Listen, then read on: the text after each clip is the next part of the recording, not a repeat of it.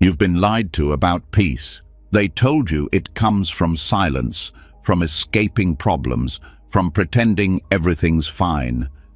But if that were true, why does your mind still race when the world goes quiet? Why does rest feel so far away, even when you're exhausted? Why do your thoughts still keep you prisoner at night, whispering what-ifs and regrets into the dark? The truth is, peace isn't something you wait for. It's something you train for, and Buddhist wisdom holds the map. For thousands of years, monks, teachers, and wanderers have learned how to calm the storm inside, not by running from life, but by sitting right in the middle of it, without breaking. Not by forcing stillness, but by letting go. Not by fixing everything, but by needing less. Tonight, you're not just going to fall asleep. You're going to return to yourself. You're going to hear teachings that melt stress, slow the mind, and soften the tight places in your heart. Not with fluff, not with empty words, but with truth. The kind that sinks in like warm water and stays with you when you wake up. By the time this ends, something inside you will feel different. Lighter, clearer, softer. You'll breathe easier. You'll think less. And sleep won't feel like a battle. It'll feel like coming home. This isn't just another sleep audio. This is a soul reset. Are you ready? Let's begin. And now that the noise has started to fade, now that the body has softened just enough to feel the bed holding it up instead of the weight of the day, this is where the shift begins. This is where the soul hears what the world drowns out, not with effort, not with volume, but with stillness. Tonight, we begin with one of the most overlooked truths in Buddhist wisdom. Not every river rushes, and not every life needs to. There is a quiet power in the rivers that don't fight for speed, a deeper wisdom in the current that takes its time. Most of us have been trained to believe that fast is better, that productivity equals progress, that the more we do, the more we are. But nature, in its infinite calm, never rushes, yet everything gets done. Trees grow, flowers bloom, rain falls, not on schedule, not by force, but because that's the way of things. That is Dharma.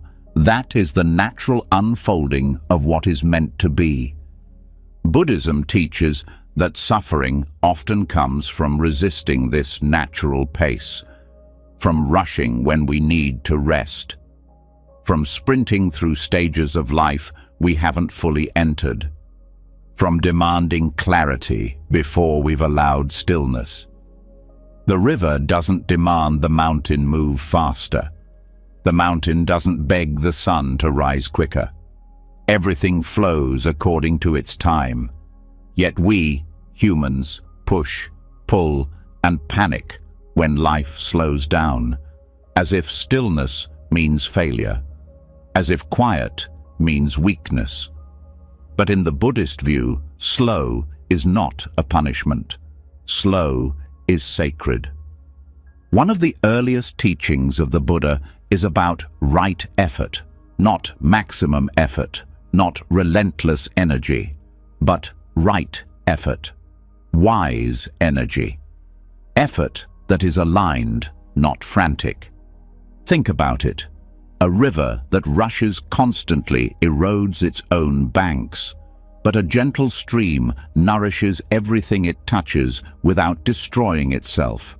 That's how the soul works too. When we move too fast, we burn out. We stop noticing, we stop feeling, we stop being. But when we slow down, we begin to align with life as it actually is, not as we want it to be, not as we fear it is, but as it is, simple, alive, enough. The Buddhist monks who walk barefoot through forests, who sweep temple grounds with quiet devotion, who eat in silence and sit for hours doing what looks like nothing. They understand something modern life often forgets. Rushing is not peace. Hurrying is not purpose. And faster is not better when it comes to healing, to growth, to awakening. There is no such thing as instant enlightenment. Even the Buddha took time. Even the Buddha paused under the Bodhi tree and waited, not for answers, but for everything false to fall away. In your own life, the pressure to go faster may not sound like screaming. It may whisper. It may show up as that feeling of falling behind, that urge to catch up, to prove, to push. But here's the deeper truth. There's nothing to catch up to. Your path unfolds at the pace your soul can bear. And trying to rush the process is like yelling at the moon to rise sooner. The moon doesn't listen, and neither does truth. Truth arrives when the noise ends, and noise only ends when we stop feeding it. The river flows not because it forces itself forward, but because gravity and time guide it. The same is true for peace. Peace does not come because we chase it. It comes because we stop chasing everything else. The rush to be understood, the race to succeed, the sprint toward security. All of it becomes noise when the soul just wants rest, when the soul just wants to breathe again. There's a famous Zen teaching that says, sitting quietly, doing nothing, spring comes, and the grass grows by itself. This isn't laziness. It's presence. It's surrender. It's the recognition that when we stop interfering, life takes care of itself. The heart knows how to beat. The lungs know how to breathe. The earth knows how to turn. You don't have to force alignment. You have to allow it. That's the beauty of going slow. It doesn't mean you're lost. It means you're listening. Monks often talk about effortless effort. It sounds contradictory until you live it. Effortless effort is what happens when action flows from peace instead of panic, when decisions come from clarity instead of fear, when movement happens not because you're chasing, but because you're being moved by something deeper. Think of a leaf on water. It doesn't decide where to go, but it doesn't resist either. It trusts the current, not blindly but openly. That's what it means to live in the rhythm of Dharma. When you align with the pace of nature, life stops being a competition. You stop comparing your timeline to others. You stop measuring your worth by your speed. And most importantly, you stop rushing through moments that were meant to be savored, like the warmth of your blanket right now, the breath that's slower than it was an hour ago, the stillness between each heartbeat. None of this can be rushed. None of it needs to be. In Buddhism, there's a concept called samatha, the calming of the mind. It's not about turning your brain off. It's about letting your thoughts settle, like mud in a glass of water. If you shake the glass, everything gets cloudy. But if you set it down, clarity returns on its own. That's the river that doesn't rush. That's the mind that heals. That's the soul that finally rests. You don't need to fix everything before you fall asleep. You don't need to find all the answers. You don't need to force your healing. You just need to soften, to stop pressing, to stop proving. There is no medal for being exhausted, no prize for pushing through pain. What matters is presence. Not in the future, not in the past, but here, now, exactly as you are, breathing, listening, letting this moment be enough. The river is wise because it trusts the path beneath it. It doesn't question every rock. It doesn't resent every bend. It doesn't fear the quiet pools where nothing moves. It just flows, sometimes fast, sometimes barely at all, and still it arrives. Still it nourishes. Still it fulfills its purpose without ever rushing. So the next time your mind tells you to speed up, to do more, to fix it all before midnight, pause. Feel your breath. Listen to the stillness under the noise and ask, what if I let this be easy? What if I didn't have to prove anything tonight? What if peace wasn't waiting on the other side of accomplishment, but right here, underneath all the rushing? Because here's the truth you may have forgotten. You are not behind. You are not late. You are not broken. You are in the middle of unfolding, like the river, like the leaf, like the breath, and everything meaningful takes time. Let the current carry you. Not because you're weak, but because you're wise enough to know that peace never comes from forcing the tide. It comes from flowing with it. So, as your body softens even more now, as your thoughts begin to slow like the river at dusk, remember, the soul heals best when it's not rushed. Let this night be a gentle one.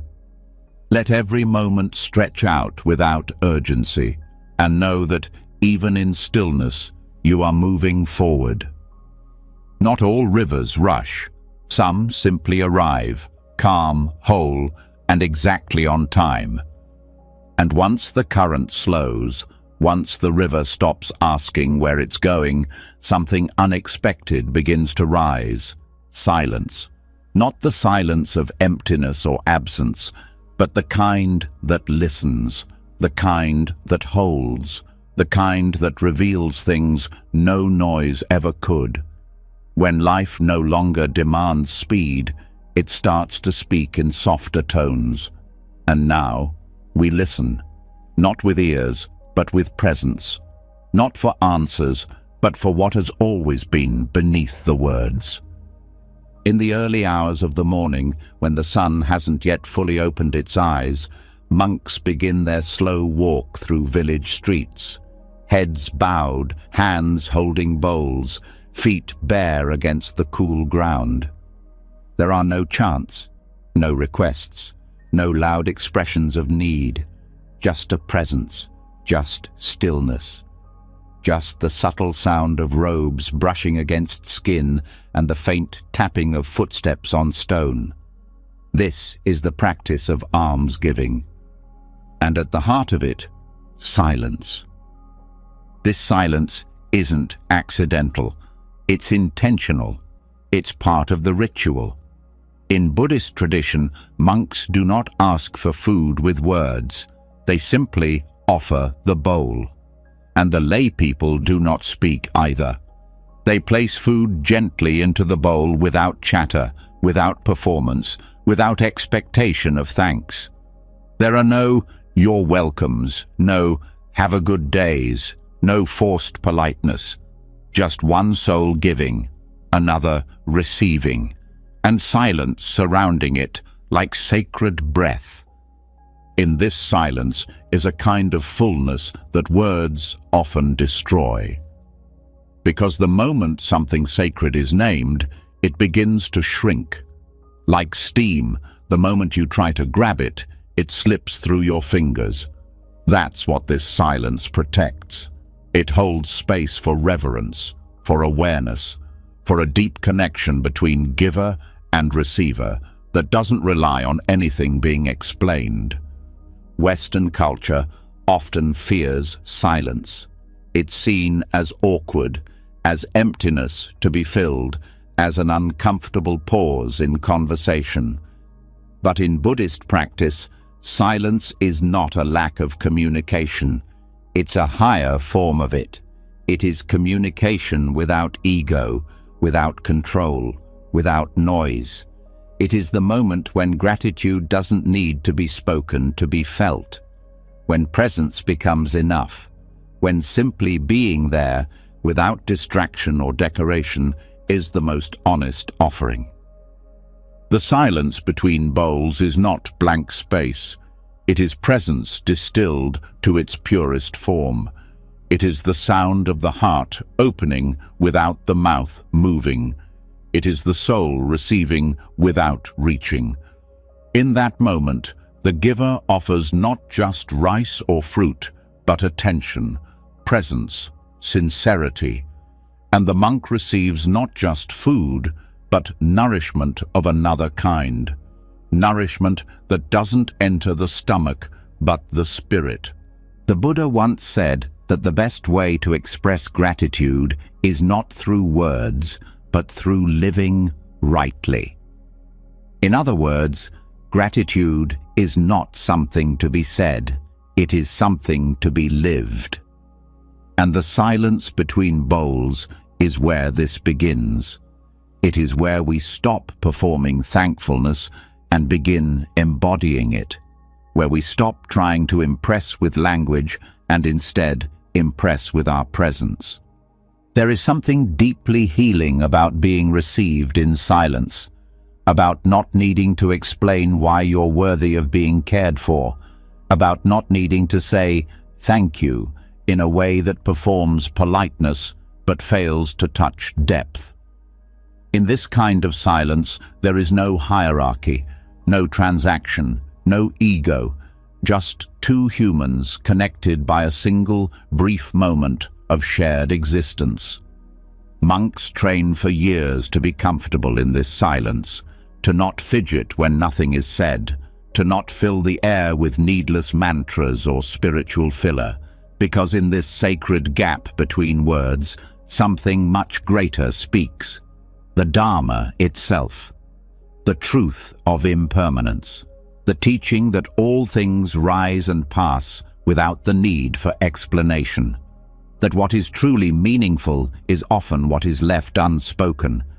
You may not walk through the streets barefoot with a bowl, but you can practice this silence in your own life. When someone helps you, pause. Let your eyes meet. Let the moment land. When a friend is in pain, don't rush to fix it.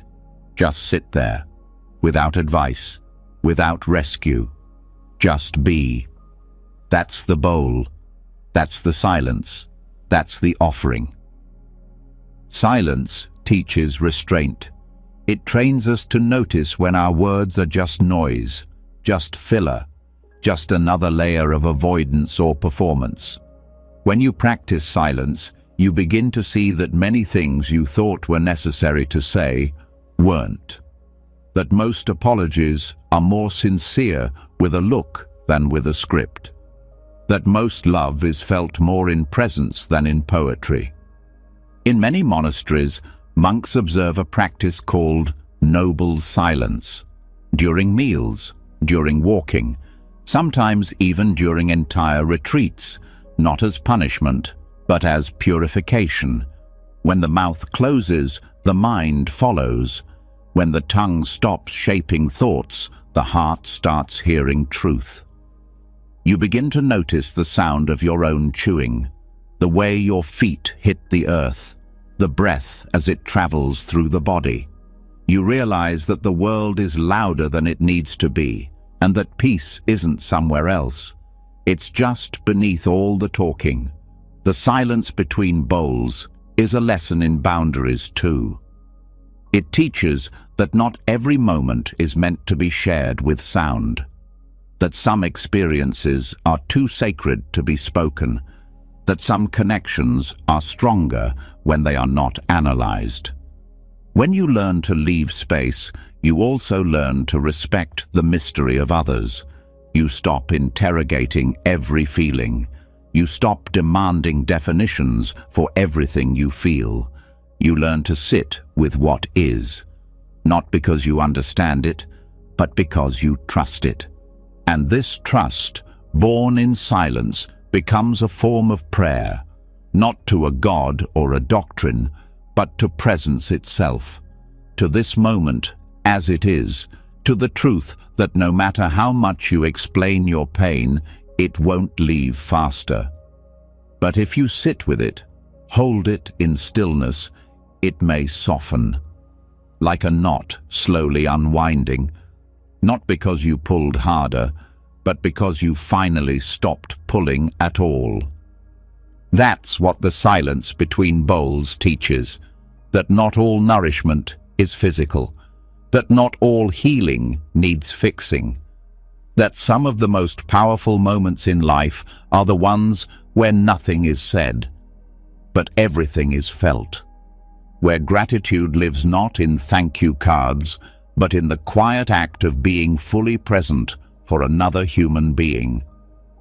As you lie here now, this same silence is all around you, between every breath, beneath every heartbeat, in the space where thoughts slow down and words lose their grip. Let yourself enter that space. Let it wash over you. Let it hold you like the space between bowls. Open, sacred, free of performance. There is no need to repeat mantras, no need to analyze the day. Just breathe. Just receive. Let this silence teach you what no sentence ever could, that you are not here to explain your worth. You are here to rest in it. And so the silence continues, a gift that costs nothing but gives everything, a teacher that never speaks but always tells the truth, a space that holds both the giver and the receiver, without needing to say who is who. Let this moment be your bowl. Let this breath be your offering. Let this silence be enough. And once the words are no longer needed, once silence has done what no language ever could, something deeper begins to arrive. Rest, not the kind that knocks you out, not the kind that leaves you unconscious, but a kind that feels like being gently carried. A kind that doesn't fight sleep, but enters it with eyes half open and a soul fully aware, just like the Buddha once did. Few people know that the Buddha spoke of sleep, not as escape, not as failure of energy, but as something sacred. A place where awareness doesn't end, it softens. In a few rare but powerful mentions, the Buddha is described not only sitting beneath trees or walking mindfully through forests, but lying down with complete presence. Resting not out of fatigue, but from the fullness of being. His posture was called the lion's pose, not to display strength, but to remind us that sleep, when entered correctly, is not weakness, it's wisdom. Most people fall asleep to escape. From worry, from guilt, from the pressure of the day. And in doing so, sleep becomes another form of running. But Buddhist teachings offer something radically different. They speak of sleep not as a break from life, but as a continuation of mindfulness, as a moment to surrender without forgetting who we are. When the body lays down and the mind stays soft but aware, sleep becomes an extension of practice, not the end of it. There's a powerful phrase in ancient texts: the Buddha laid down mindfully. It wasn't just about how he rested his body, but how he placed his awareness like a gentle cloth over each moment, including the moment before rest. No clenching, no rushing, no fight to shut down the thoughts, just being present, even as consciousness fades. And that changes everything. In modern life, we often treat sleep as something to conquer. We say things like, "I'm trying to fall asleep," or "I need to get better sleep," as if sleep is something to force into submission. But the more we push it, the further it floats. That's because the body doesn't respond to force, it responds to safety. And awareness is safety. When we enter sleep, the way the Buddha did, mindfully, gently, with no agenda, we invite the body to let go without panic. We give the nervous system permission to stop scanning. We give the heart a reason to slow down. Mindful sleep isn't about staying awake all night watching your thoughts. It's about walking into rest like you're walking into a sacred room.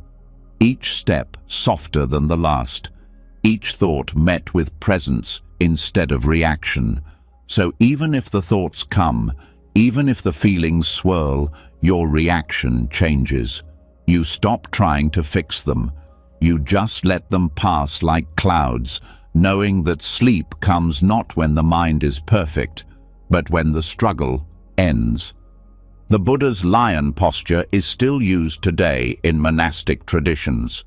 The right side of the body rests on the ground, one hand under the cheek, the other resting along the leg. The eyes are often half closed. Why?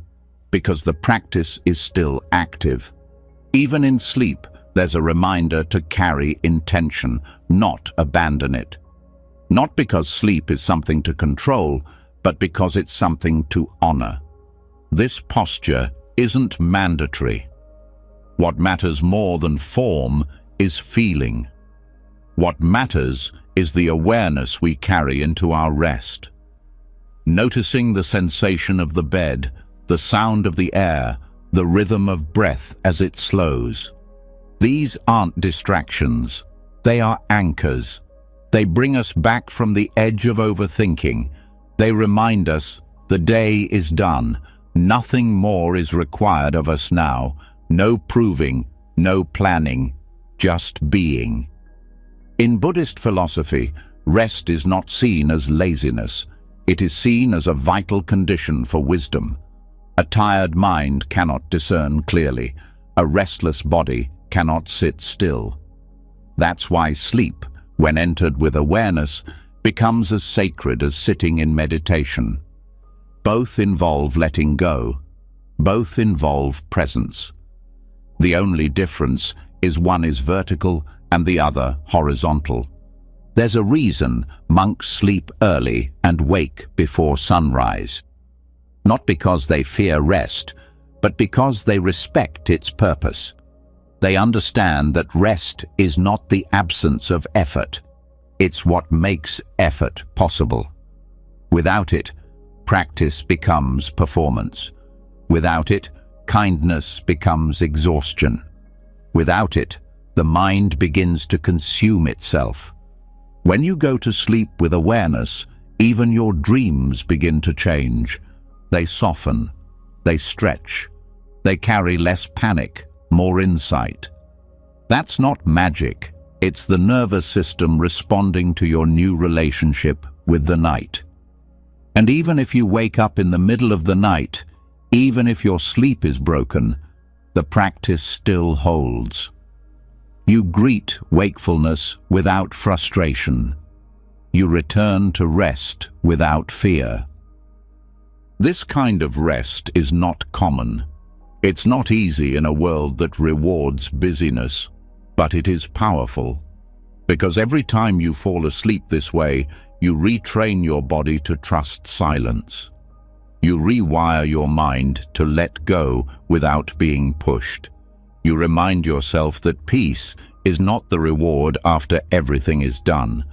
It's the space you can enter even when everything is still messy. In the time of the Buddha, sleep was treated like ceremony. Simple beds, no excess, no obsession with comfort, just enough to support rest, not distract from it. That's the middle path, not luxury, not deprivation, just presence.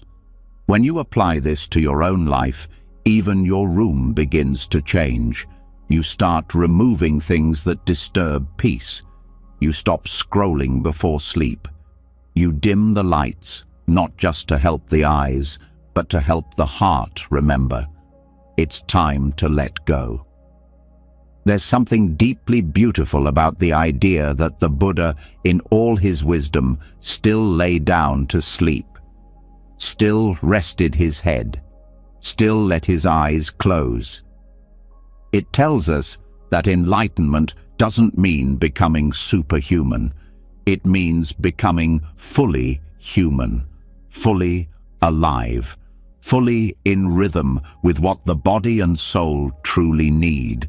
And what we need, more than stimulation, more than answers, more than distractions, is to remember how to rest without guilt, to lie down without shame, to sleep without having solved everything, to surrender not because we've given up, but because we finally understand there is nothing to fight. The forgotten sutra of restful awareness isn't found in long chants or sacred scripts. It's found in the breath just before sleep, in the silence between thoughts, in the pause between waking and dreaming. That's where presence lives. That's where healing begins. That's where the teachings of the Buddha continue, not just in temples, not just in texts, but in the softness of the night. So tonight, let sleep be sacred. Let your body fall into the bed like it's returning to the earth. Let your breath carry you, not into unconsciousness, but into presence without effort. And if thoughts come, let them pass like visitors, not invaders.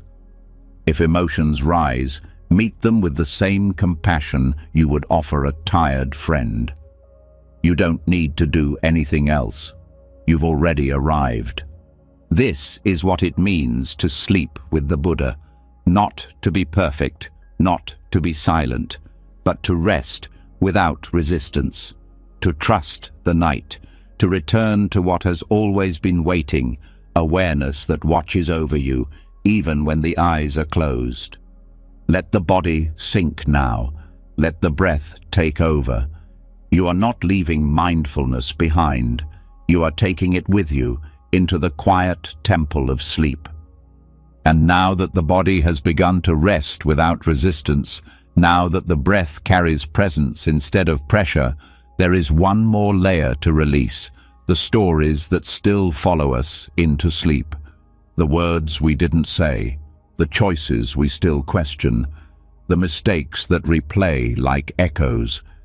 Because even with the lights off, some memories still burn, some guilt still lingers in the quiet, and no amount of tiredness can quiet a heart that hasn't forgiven itself.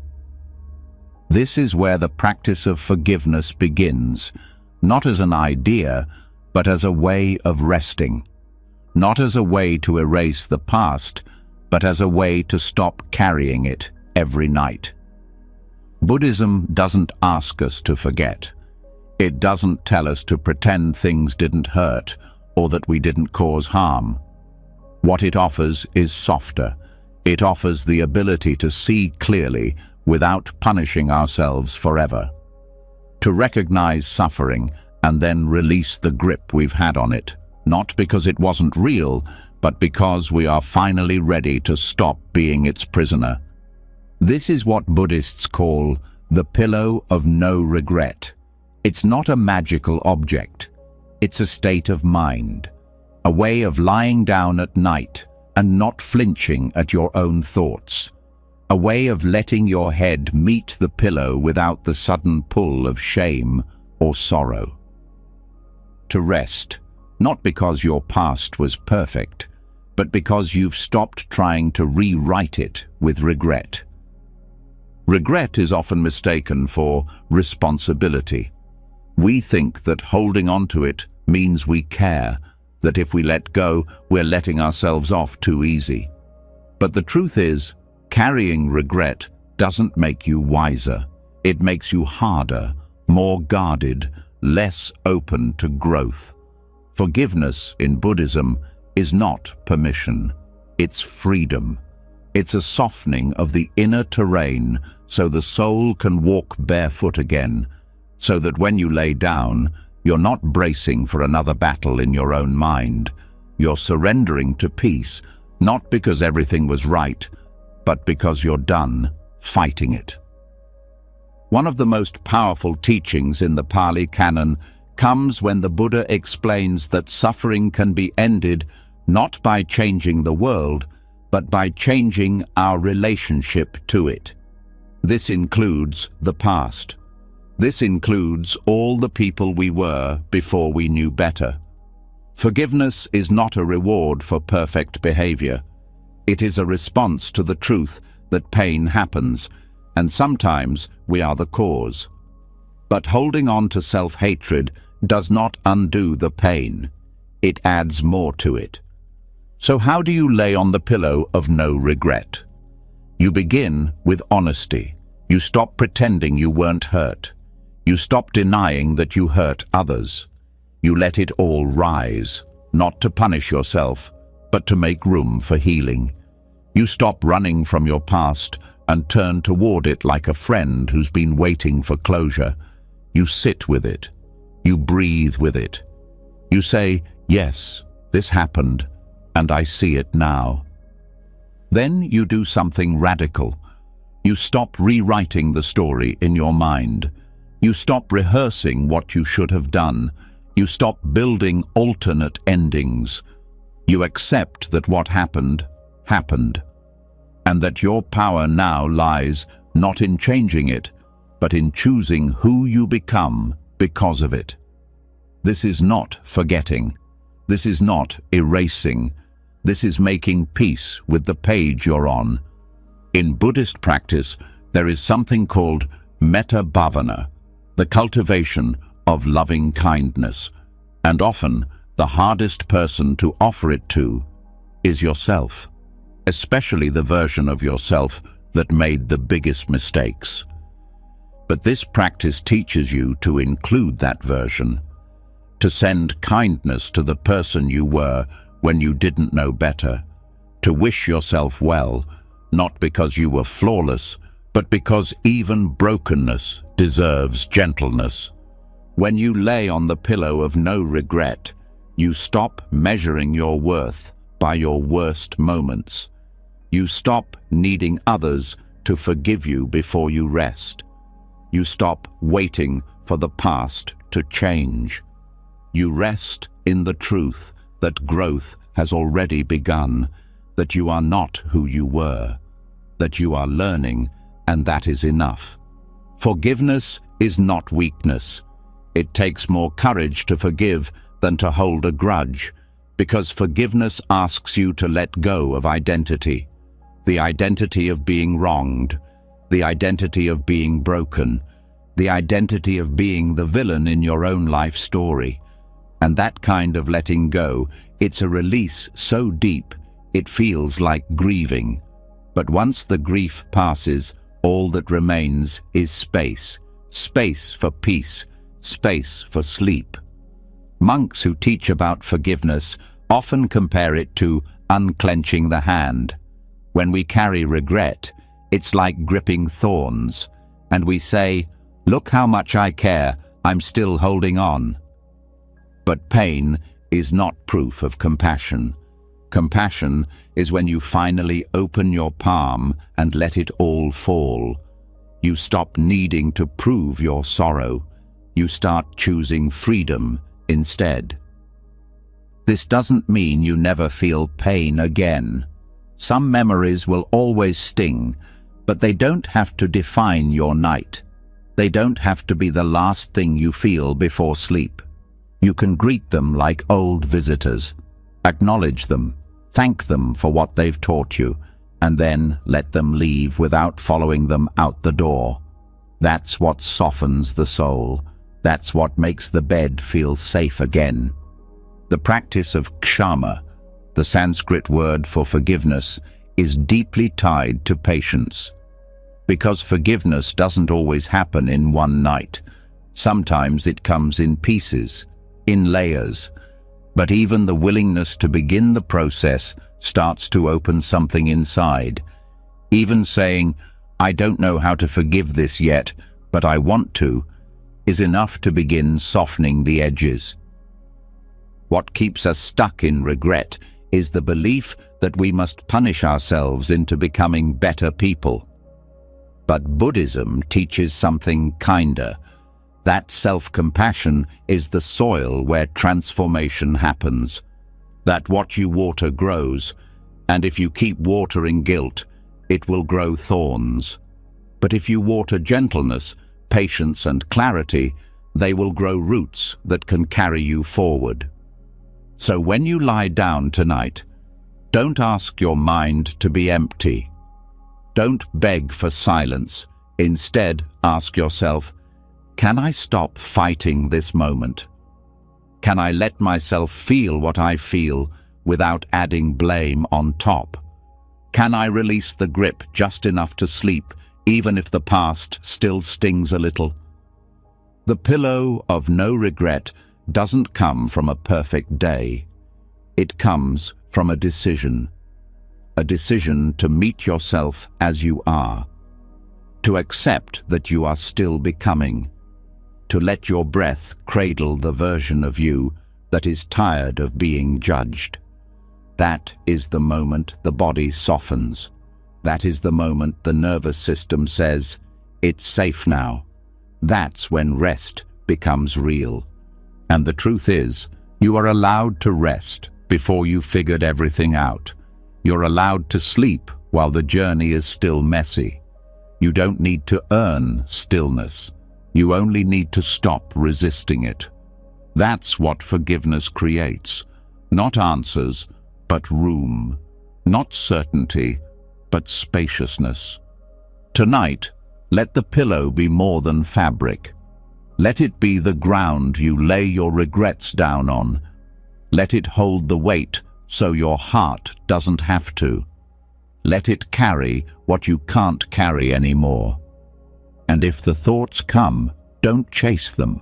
Don't argue. Let them pass like waves. You are no longer the storm. You are the shore it reaches, but does not move.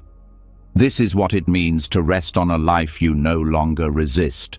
Not because it's been perfect, but because you've chosen peace over punishment, because you've chosen softness over shame, because you are done letting your past interrupt your sleep. You are not here to be flawless. You are here to be free.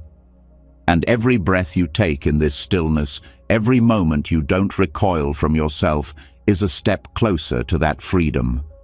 So let the day fall away. Let the judgment dissolve. Let the stories rest. The forgiveness has already begun. And you, at this moment, are exactly where you need to be. And once regret has been set down, once the heart has softened into stillness, there's one final knot that keeps the soul from resting fully, the need to hold on, the need to grip thoughts that no longer serve. People who never truly stayed, dreams that never became reality. These attachments are quieter than guilt, but just as heavy.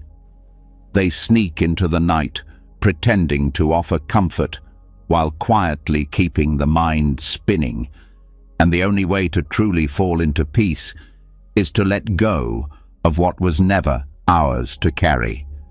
There is a Zen story that tells of a monk and the moon. One night, a thief came to rob the monk's hut. But the hut was empty. There was nothing to steal. The monk welcomed the thief anyway and said, "You've come a long way to visit me. You shouldn't leave empty-handed." So he removed his worn robe and handed it to the thief. As the thief fled, the monk looked up at the sky and whispered, "If only I could have given him the moon." This story is not about charity. It's not even about the thief. It's about how often we try to hold on to things we never truly owned. Control, outcomes, people, perceptions, even peace. We reach for these things the way the thief reached for valuables, and we end up disappointed.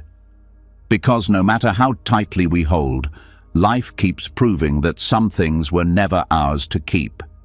In Buddhist teachings, clinging is one of the roots of suffering, not because wanting is evil, but because it creates tension. The tighter we grip, the more we suffer when life shifts, when things break, when people leave, or when reality doesn't match our hopes. Letting go doesn't mean we stop caring. It means we stop needing. And there's a big difference. There is a kind of freedom that can only be felt when the hand unclenches, when the heart stops demanding a certain result, when the mind stops insisting that things should have been different. That freedom doesn't come from getting everything right. It comes from releasing everything wrong, not out of defeat, but out of deep understanding that we are not here to own life. We are here to experience it. Trying to sleep while clinging is like trying to rest with your fists clenched. The body might be still, but the soul is in battle. And you can feel it, the tension in your jaw, the weight on your chest, the tightness in your breath. That's not sleep, that's resistance. And the only way out is surrender. Not the dramatic kind, not the collapse, but the gentle release of what was never really yours. Letting go begins with recognition. You start to notice what you're still gripping. Maybe it's someone's approval. Maybe it's an identity that no longer fits.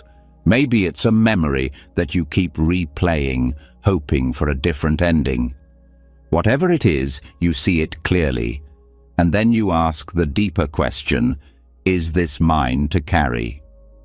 Most of the time, it isn't. Most of the time, what we're gripping is not the thing itself. It's our idea of what it should have been.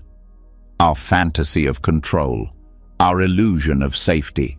We cling because we think it will protect us, but in reality, it just keeps us stuck. The monk in the story didn't just let go of his robe. He let go of the need to defend what didn't matter. He gave up control to remain free. In Buddhist psychology, this is the practice of non-attachment, and it's not coldness, it's not indifference. It's the deepest form of care. Because when you stop needing people or things to complete you, you start relating to them with openness instead of fear. You stop holding and start witnessing. You stop demanding and start appreciating. Letting go before sleep is an act of kindness. It's how you create space in the mind, so dreams don't become extensions of your stress. It's how you empty the cup, so the night can refill you. Not with noise, but with peace. Not with fantasies, but with rest. Sometimes, what we're holding on to is not even ours. It's someone else's expectations, someone else's emotions, someone else's mess that we took on as our responsibility. But Buddhism teaches that we are only responsible for what is within our own path. We can show up, we can love, we can give, but we cannot fix, we cannot control, we cannot force. The moon the monk spoke of, that unreachable gift, is a symbol of everything we cannot grasp.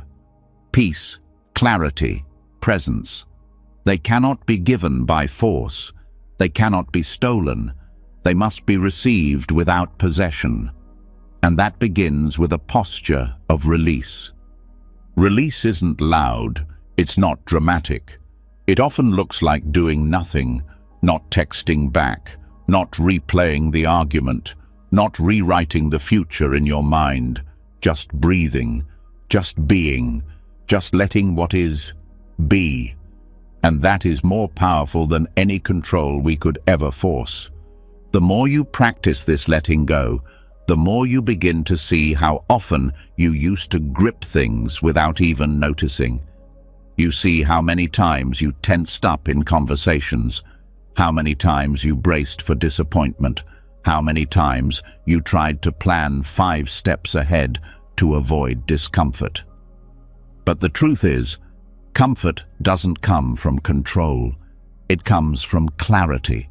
And clarity comes when the noise ends. This is why monks live simply, not because they hate comfort, but because they understand the cost of clutter, mental, emotional, physical. They know that every possession comes with a weight, every attachment comes with a risk, and the lightest life is one lived open-handed. When you stop grasping, you don't lose everything. You gain spaciousness. You gain energy that was once used to protect illusions. You gain moments, real, quiet moments that were once missed because your mind was too busy holding on. And in that space, sleep becomes easier, softer, deeper, because your mind is no longer building walls, it's building peace. This isn't a one-time event, it's a nightly practice. Each evening, you check in. What am I holding that I no longer need? What thought has stayed too long? What storyline is draining me? And one by one, you let them go. Not with anger, not with judgment, but with compassion, because every attachment was once trying to protect you, and now you are strong enough to let it go. Letting go isn't about having no desire, it's about having clean desire. Desire that doesn't poison you, that doesn't chain you, that doesn't trick you into believing your wholeness is elsewhere. The monk who released the moon wasn't empty. He was full of clarity, because he had nothing to hide, nothing to prove, nothing to grasp. So tonight, as you feel the weight of your body settle into stillness, notice what your heart is still carrying, and gently, tenderly, begin to release it. Not because you're supposed to, but because you deserve to. You deserve to rest without clinging, to sleep without armor, to breathe without bargaining. Let your thoughts rise and fall like waves. Let your breath be the only thing you follow. Let your peace come not from solving everything, but from holding nothing too tightly. The moon is still here. It was never meant to be owned, just seen, just witnessed, just appreciated. And so are you, unheld by others, unburdened by yesterday, untied from illusion, just here, just resting, just enough. And once the hands finally release what was never meant to be held, once the moon is left untouched in the sky and the body no longer fights for control, something softer begins to rise, the quiet task of tending to what remains. Even after letting go, there's residue, dust, the fine particles of thought and memory that settle on the inner floors of the mind.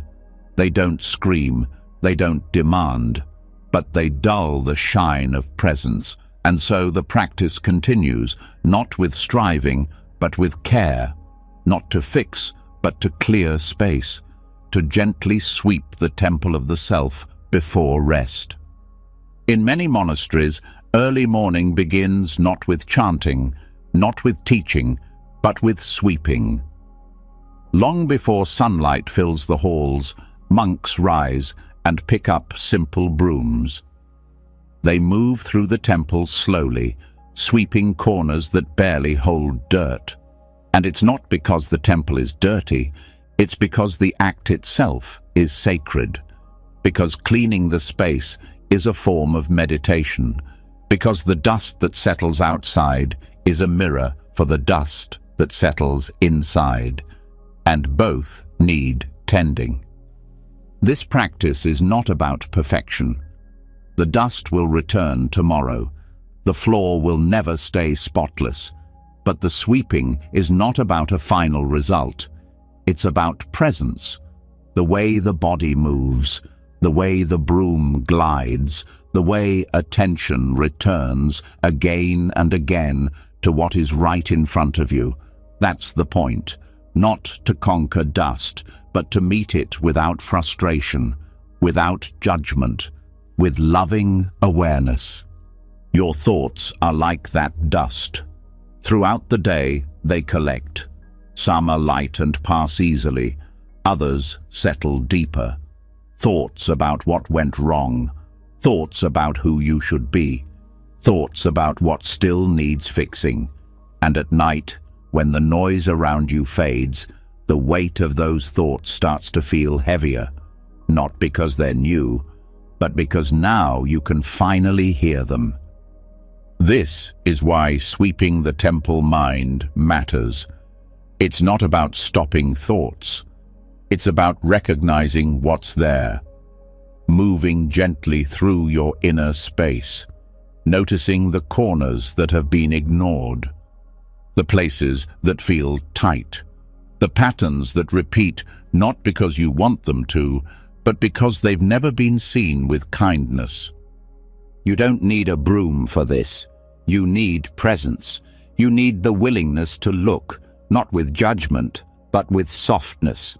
To say, I see this fear. I see this expectation. I see this tension. And instead of pushing it away, you sweep around it. You make space. You let it be touched by attention. Because often, what we call clutter is just something we haven't faced with care. The reason monks return to sweeping every day is because they understand the nature of the mind. It doesn't stay clear by accident. It becomes clear through devotion, through repetition, through simple acts done with full heart. You don't need dramatic rituals to find peace. Sometimes, the act of sitting with your thoughts, breathing slowly, and letting them rise and fall without interference is enough to restore balance. Sweeping the mind also means noticing what you're holding on to out of habit, the stories that play on loop, the imagined conversations, the quiet criticisms. These are the dust particles that build up until you can't see yourself clearly anymore. And the way to clean them is not by force, but by steady awareness, by asking, does this need to stay? And if not, letting it go without drama. There's no punishment in this practice. If the same thought returns tomorrow, you don't call it failure. You simply sweep again. You return. You clear. Not because you expect permanent silence, but because each sweep teaches you something. Each moment of presence makes the mind more spacious. Each breath gives the heart more room. This isn't about emptying the mind completely. That's not the goal. The mind will always think. That's its nature. The practice is to relate to those thoughts differently, to not let them pile up unnoticed, to not let them run wild, to sweep them into awareness gently, so they don't own you, so they don't cloud you. So when you lay down to sleep, you aren't sleeping in a temple filled with debris. There's beauty in the simplicity of this. You don't need to figure everything out before rest. You don't need to be thought-free. You just need to notice, to clear space for stillness to enter, to treat the mind like something worth caring for, not managing like a problem, but tending like a sacred place. Monks don't rush their sweeping. They don't try to do it all at once. They move slowly, mindfully. This rhythm teaches something important. Peace doesn't come from speed. It comes from attention, from presence, from taking the time to notice what you usually step over. At night, when you lie down, this same principle applies. You don't need to clear every worry before sleep. You don't need to organize every thought. You only need to sit quietly, breathe, and start sweeping. With each breath, you gather a little dust. With each exhale, you release it. No urgency, no pressure, just presence. Some thoughts will cling. That's okay. Some parts of the floor are stickier than others. What matters is that you meet those parts with patience, that you don't shame yourself for the mess, that you trust the process. Because every night you return to this practice, the dust settles less. The mind becomes more clear, more open, and sleep becomes not just a physical break, but a spiritual restoration. This practice also changes how you wake.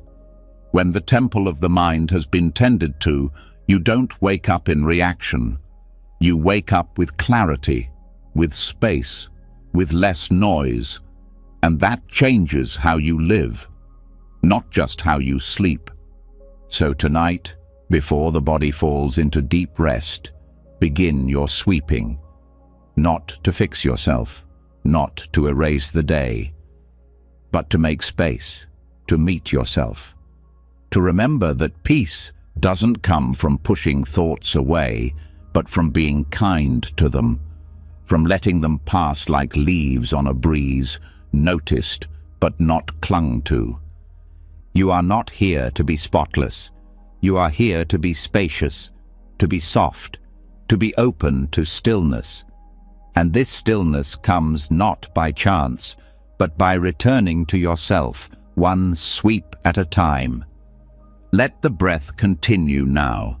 Let the dust lift.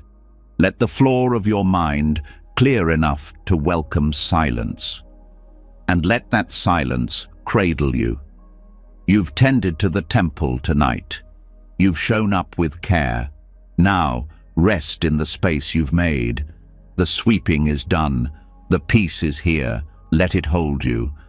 And now that the inner floor has been swept, now that there's space between your thoughts and breath, you may begin to notice what still lingers, what wasn't cleared with silence alone.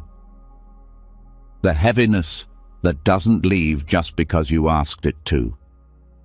The quiet weight of sorrow that clings not to the surface of the mind, but deep in the center of the chest. Some pain doesn't dissolve.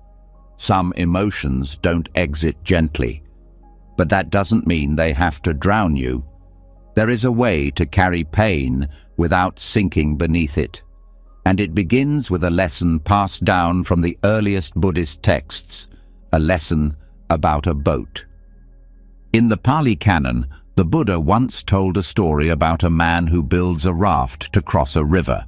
The raft saves his life. It carries him from danger to safety.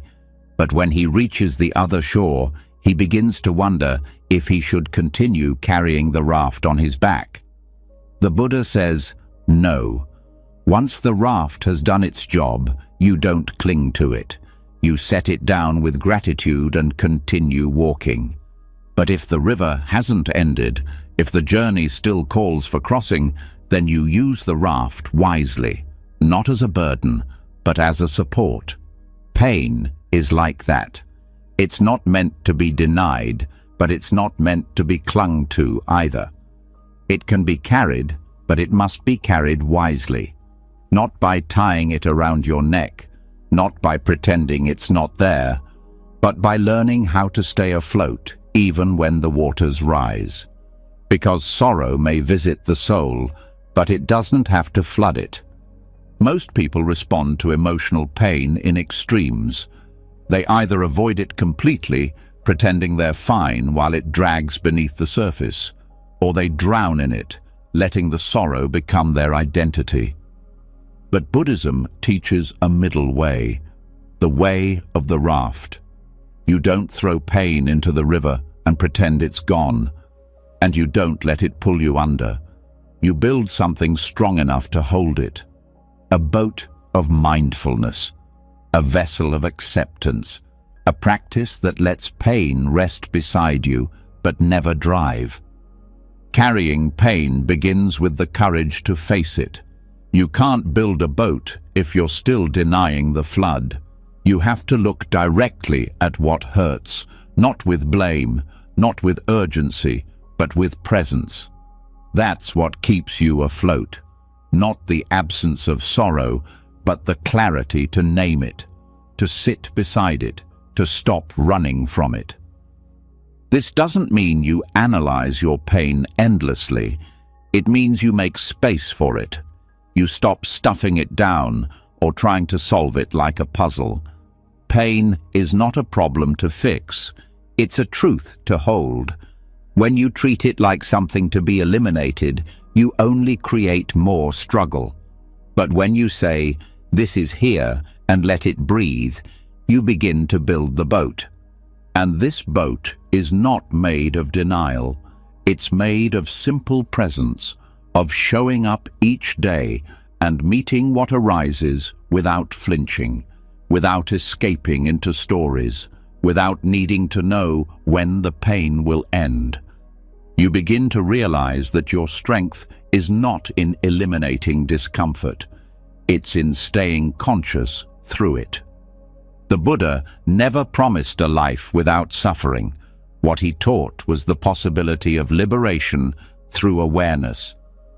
That even in the deepest sorrow, there can be space, there can be breath, there can be room for something else to exist alongside the grief, a quiet, enduring steadiness that watches but does not collapse. When sorrow becomes overwhelming, it often means we've mistaken it for our whole identity. We forget that there's more to us than the ache. But when you sit in meditation, when you practice breathing with the pain instead of against it, you start to remember the part of you that can hold discomfort without being shattered by it. This is what it means to float. You still feel the pain. You still carry the memory. But it doesn't weigh you down in the same way. Because now there's a boat. Now there's structure. Now there's space between what hurts and the part of you that can witness it. And this boat doesn't require you to be unbreakable. It only asks that you stay, that you don't abandon yourself, that you don't jump overboard the moment sadness rises. It invites you to stay seated, stay breathing, stay open, not to fix, but to float. Sometimes the waves will be strong, the storm will feel personal, but your breath becomes the oar. Your practice becomes the frame. The teachings become the ropes that keep it together. And every time you return to your cushion, or to your breath in bed, or to a moment of stillness in the middle of emotion, you reinforce that raft. Wise containment doesn't mean ignoring pain. It means giving it boundaries, letting it exist without consuming everything else. This is why monks spend so much time in silence, not to escape, but to listen deeply to what arises, and to train the heart to respond, not react. When you carry pain wisely, you start to notice that it changes shape. Not because it disappears, but because it's no longer compressed, no longer hidden. And like anything exposed to air, to breath, it begins to soften, it begins to move, it begins to integrate. Sometimes pain teaches, sometimes it just stays for a while. But either way, your job is not to force it to leave. Your job is to hold the space without sinking, to remind yourself gently that you are still afloat, that you are not the storm, that you are the one witnessing it all, alive, breathing, resilient. Letting pain exist without letting it rule you, that's real strength. That's the kind of power that grows over time, quietly. And the more you practice it, the more you realize that every human heart has the capacity to hold sorrow without breaking. That the soul, when it stops resisting, becomes as vast as the ocean. This isn't about being passive. It's about knowing when to act and when to sit still, when to speak and when to listen, when to comfort yourself and when to simply breathe until the wave passes. This discernment, born from mindfulness, is the rudder of the boat. It doesn't make the pain less real, but it helps you steer through it with grace. So, tonight, if the pain is still present, if it's still curling around your thoughts, let it stay. But do not let it take the wheel. Acknowledge it, hold it, and then return to your breath. Let that breath remind you, I am not drowning. I am still here. I am not lost. I am learning to carry what hurts without letting it crush me. This is how you become unsinkable, not because you're numb, but because you're deeply awake, fully alive, steady in the storm. You don't need to be free of pain to rest. You only need to be willing to stay with yourself as you are. That willingness, that presence, that's your boat. That's what keeps you afloat. And tonight, you're already in it, floating, breathing, stronger than the sorrow, holding what is hard without letting it define who you are. And even now, as the boat continues to carry the weight of sorrow without tipping, something more subtle begins to stir. Thoughts. Endless, swirling, layered thoughts that don't scream, but whisper just loud enough to keep you from sinking into peace. Not heavy enough to drown you like pain, not sharp enough to wound you like regret, but persistent in their own way.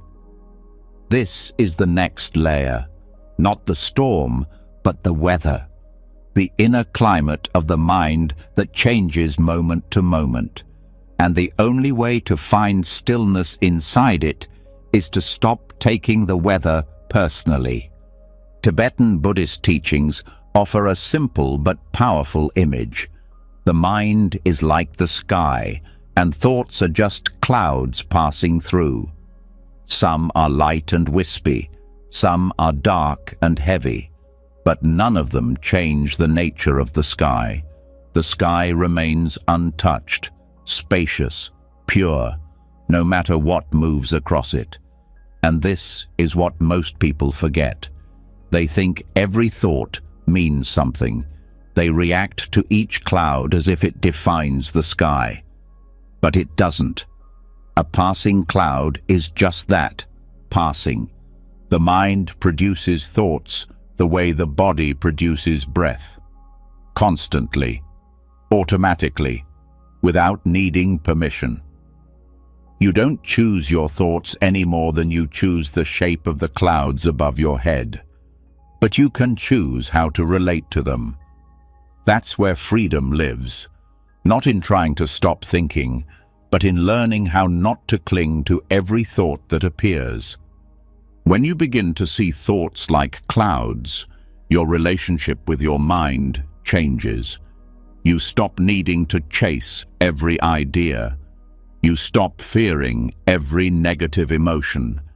You stop believing that the presence of a thought means it's true. A thought is just an appearance. It arises, it floats, it dissolves. That's it. And when you stop judging the clouds, you stop creating storms. The suffering doesn't come from the thought itself. It comes from believing the thought, from attaching meaning to every mental movement, from analyzing, reacting, arguing, agreeing, resisting.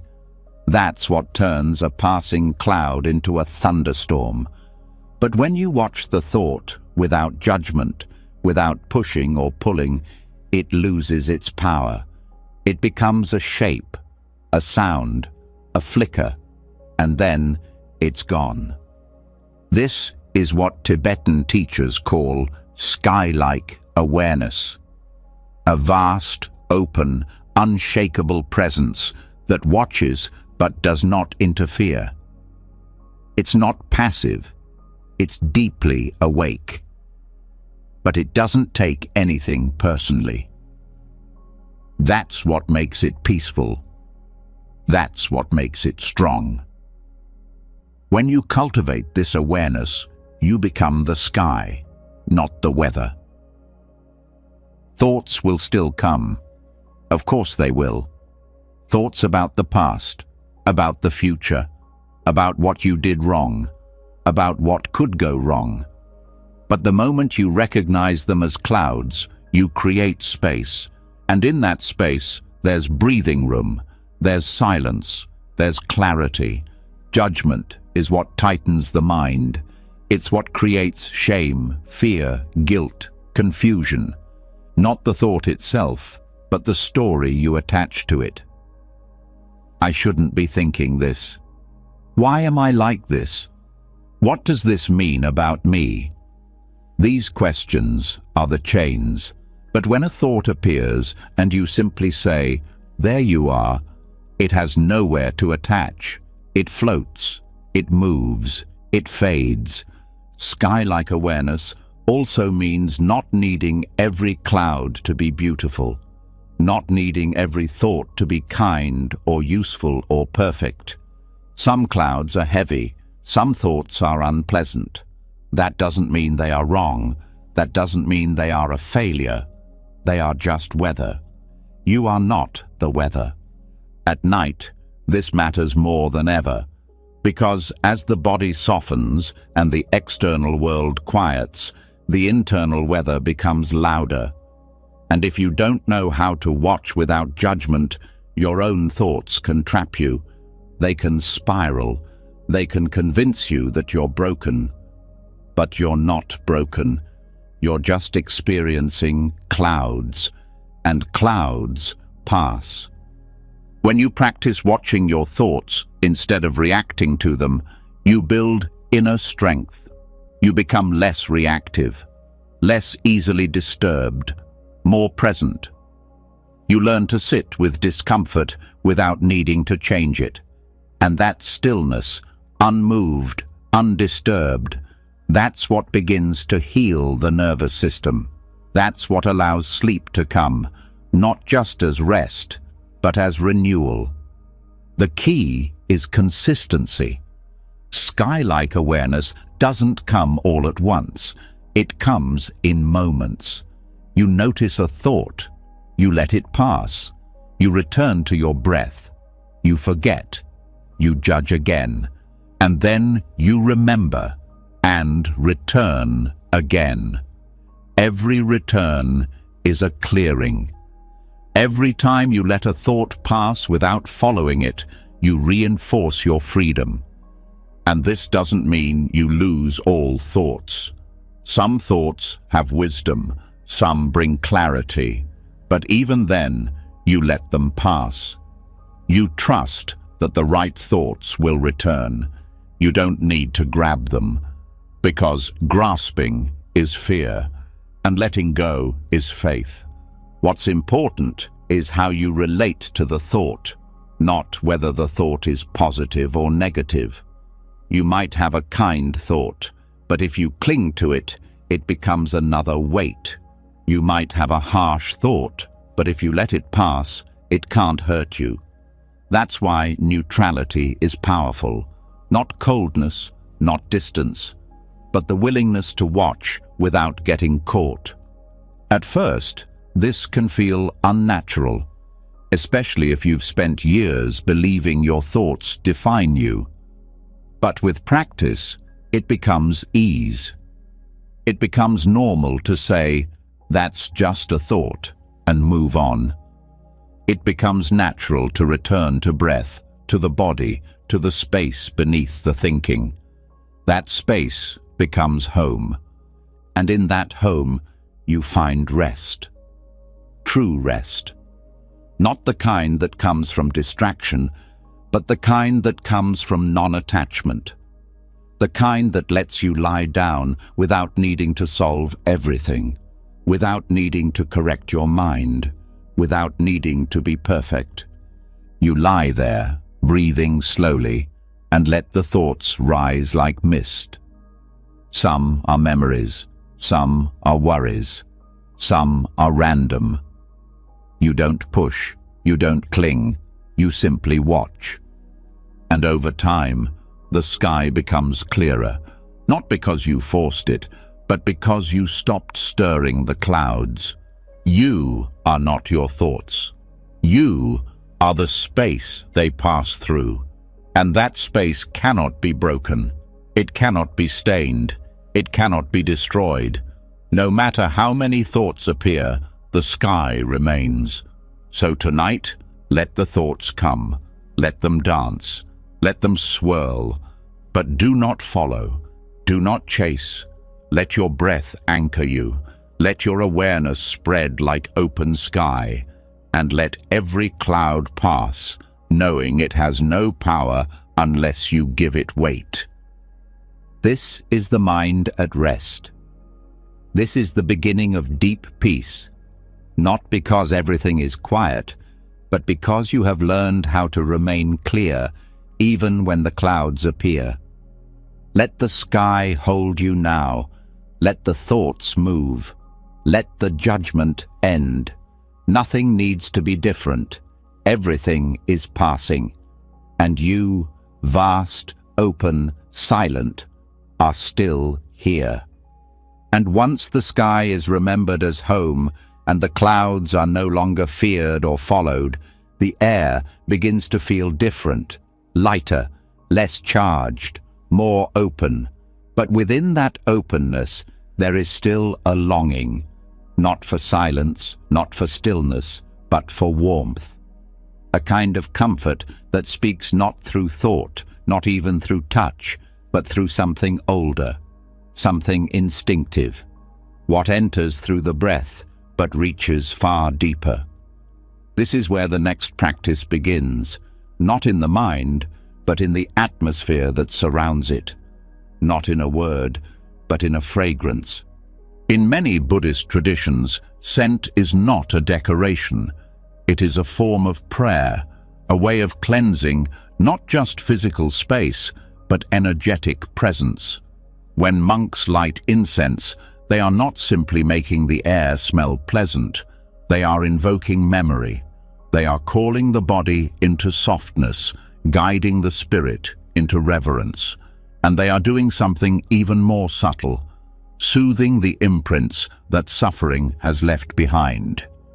These imprints, called samskaras, are traces left on the mind and body from past experience. They don't always show up as memory.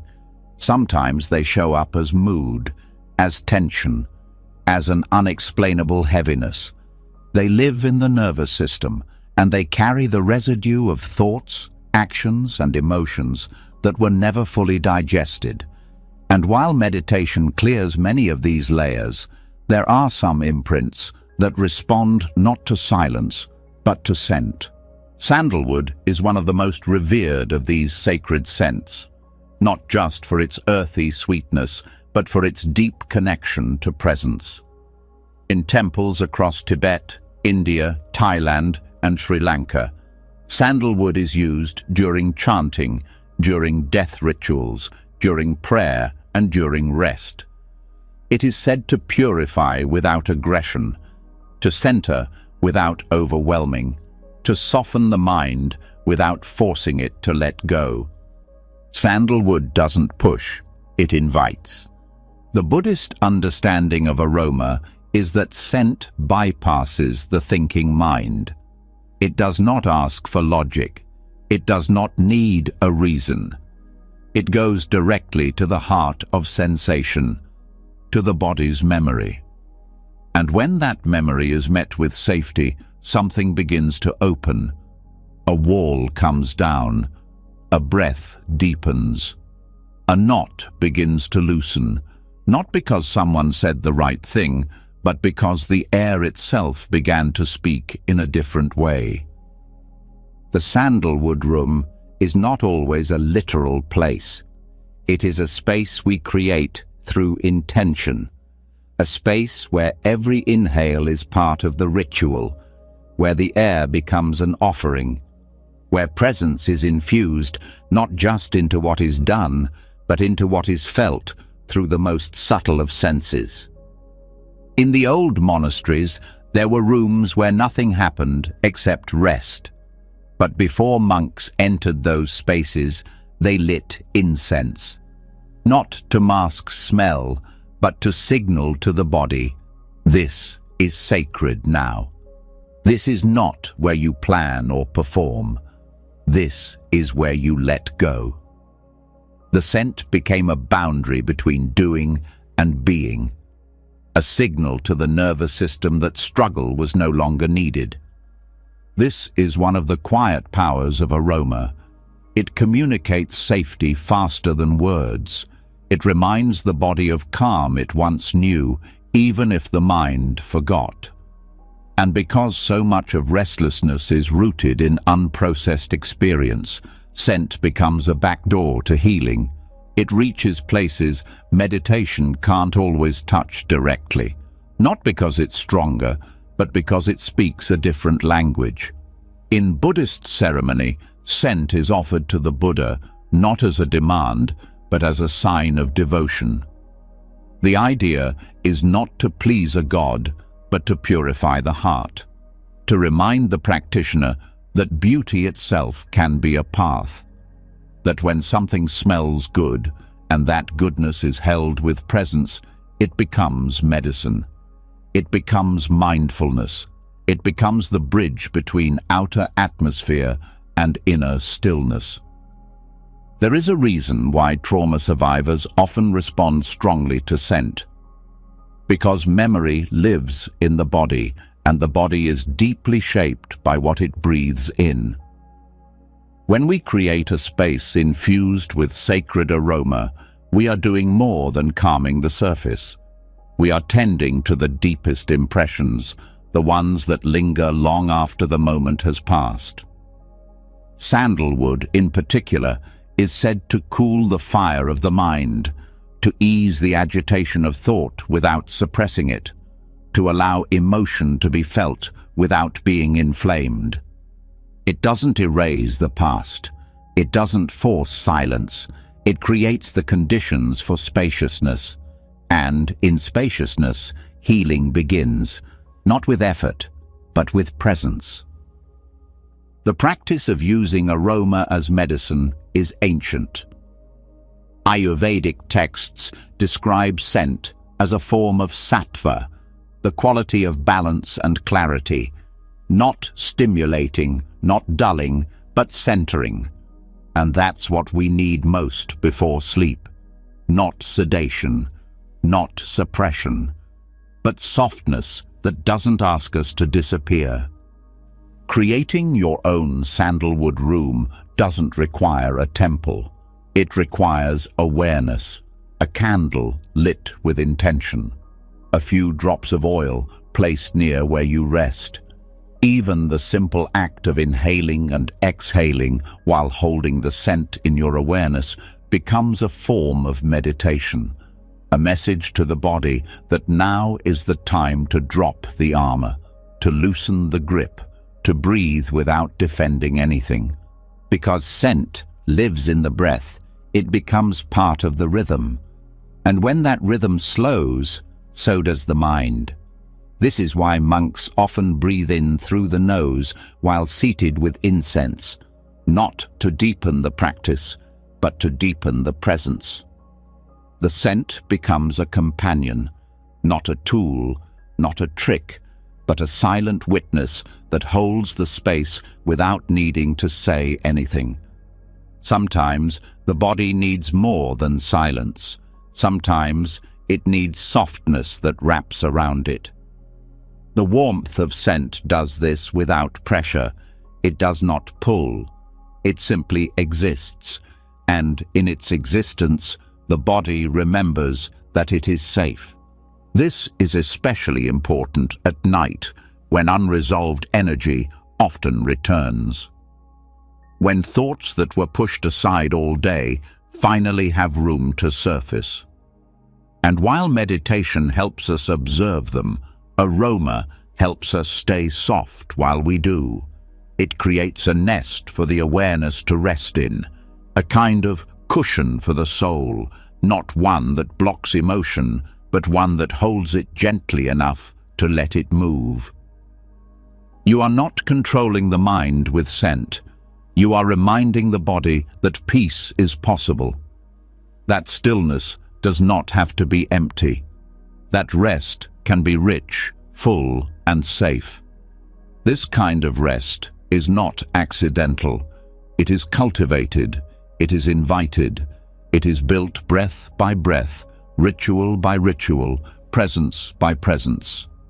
Scent is not magic, but it is memory. It is emotional memory. It is cellular permission. And when used with care, it becomes one of the gentlest ways to soothe the nervous system and prepare the mind for sleep, not by force, but by beauty. Let this space you're in now become your sandalwood room. Whether there is fragrance or not, let the breath be scented with awareness. Let the air feel sacred, even if it's quiet. Let this moment be filled not with action, but with atmosphere. You don't need a perfect setup. You don't need expensive oils.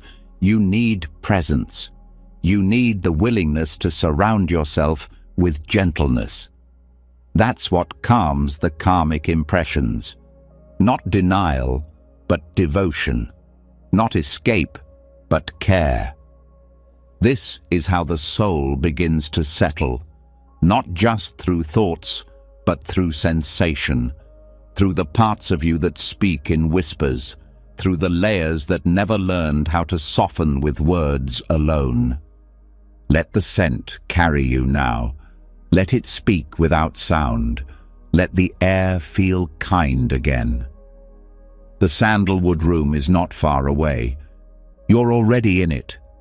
And now that the space around you has been softened, now that the air carries presence and the breath no longer feels like survival but ceremony, there's something else you begin to notice.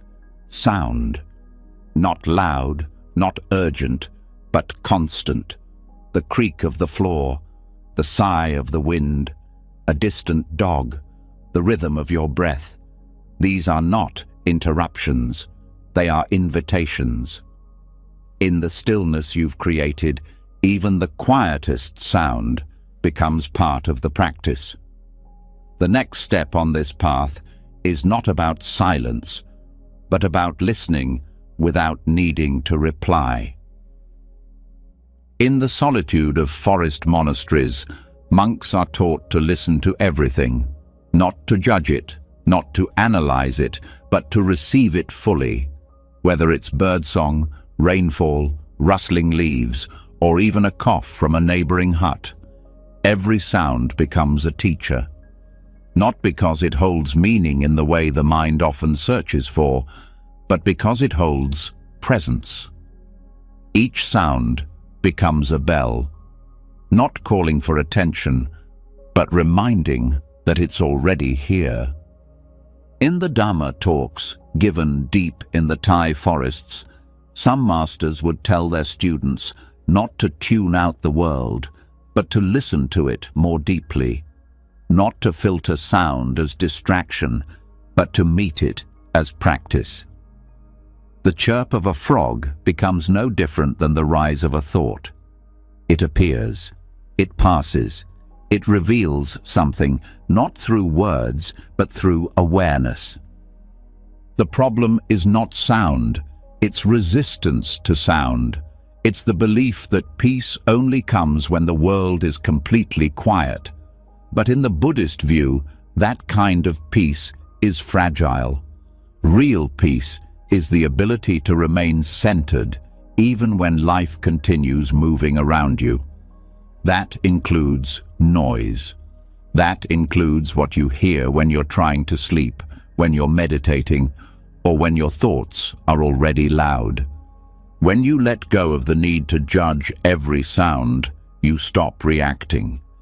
You stop deciding which sounds are good and which are bad. You stop labeling everything as peaceful or annoying. This is how sound stops being a trigger and becomes a teacher. You hear a car pass, and instead of tensing, you breathe. You hear the wind knock on your window, and instead of wishing it would stop, you let it stay. And in that shift, something deeper opens. This practice is known as receptive listening. You are not hunting for meaning. You are not bracing for disturbance. You are simply letting sound move through you, like wind moves through the trees, like water flows around stones.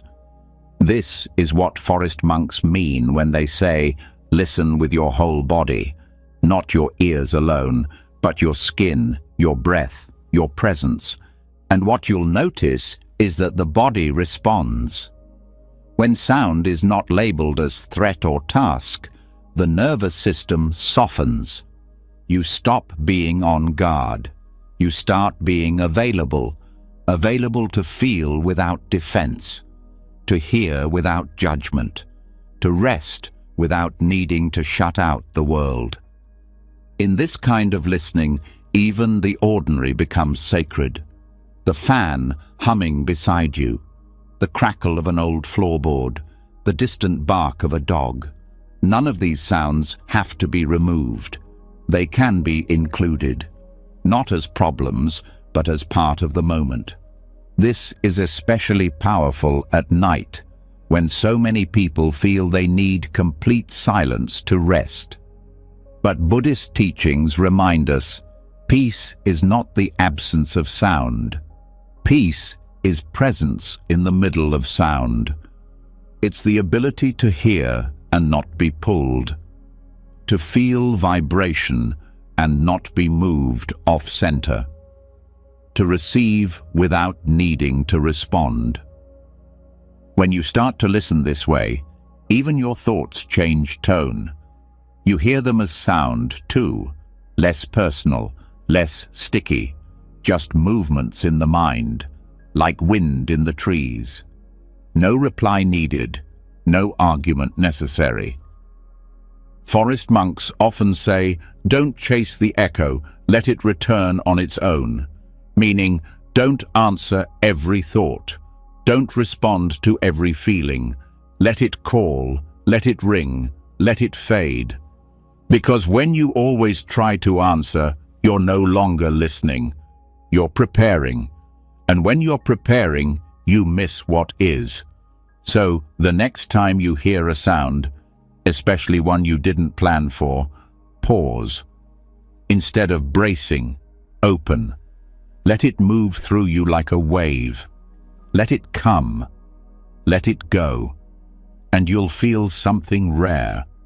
A moment of peace that isn't dependent on what the world does. A peace that remains no matter what enters the room. This isn't a trick. It's a practice, and it deepens the more you do it. You'll start to notice sound not just as background noise, but as rhythm, as movement, as life itself.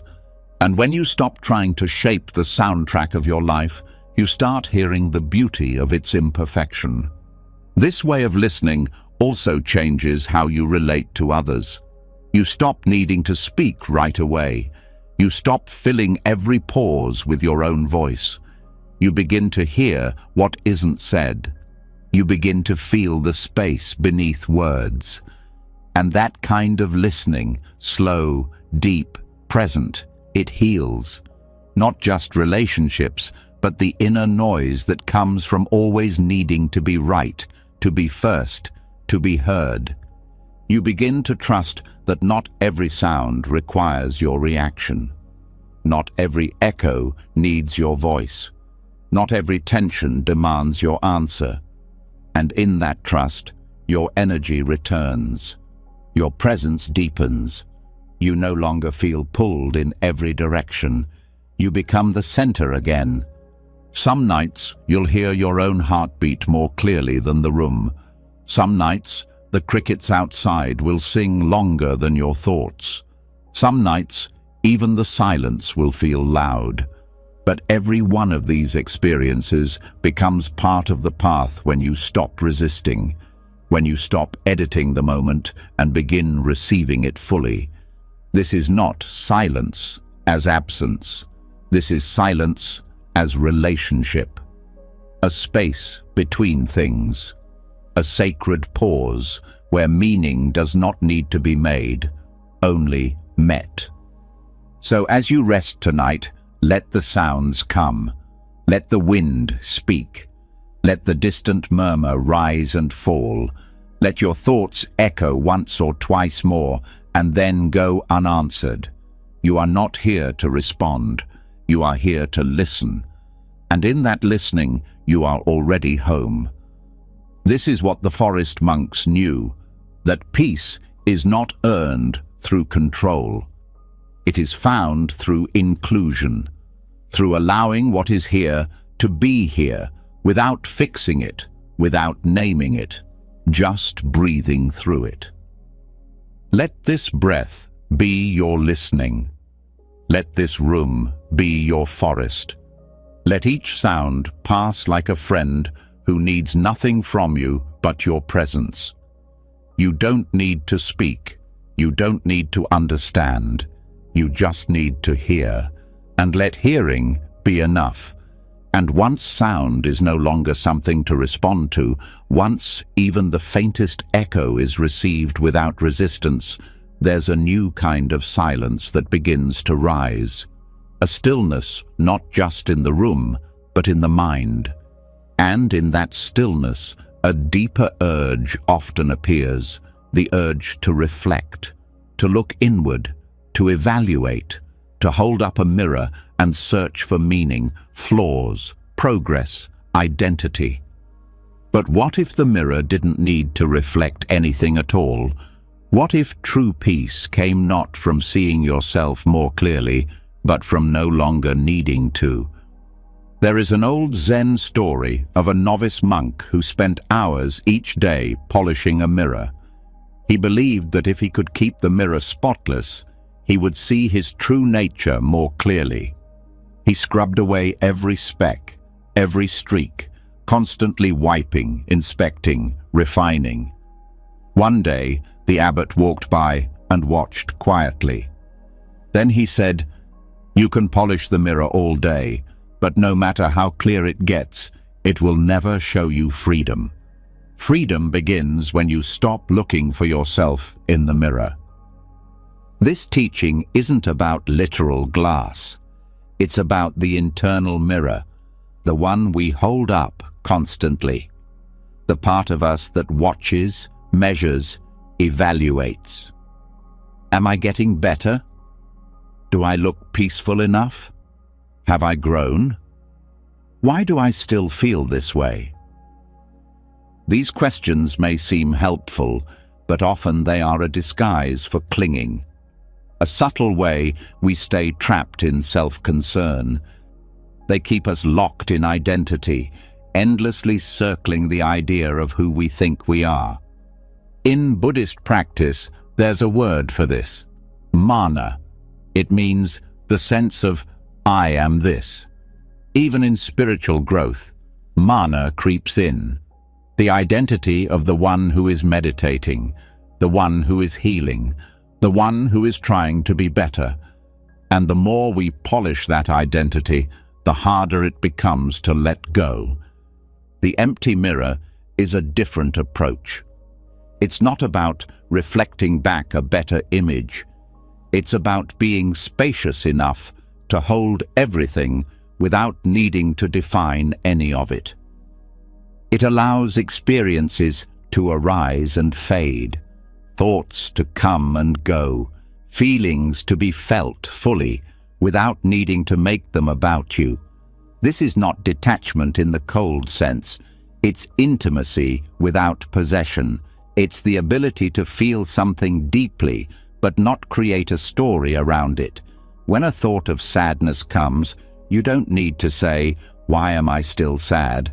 or "What does this mean about me?" You just feel it, hold it, and let it pass. That's the empty mirror. It reflects what arises, but does not cling to the reflection. In many Zen monasteries, students are told that even attachment to clarity is still attachment. You can become so obsessed with self-awareness that you forget how to simply be. You trade one form of clinging for another, and the mind remains tense, even while practicing calm.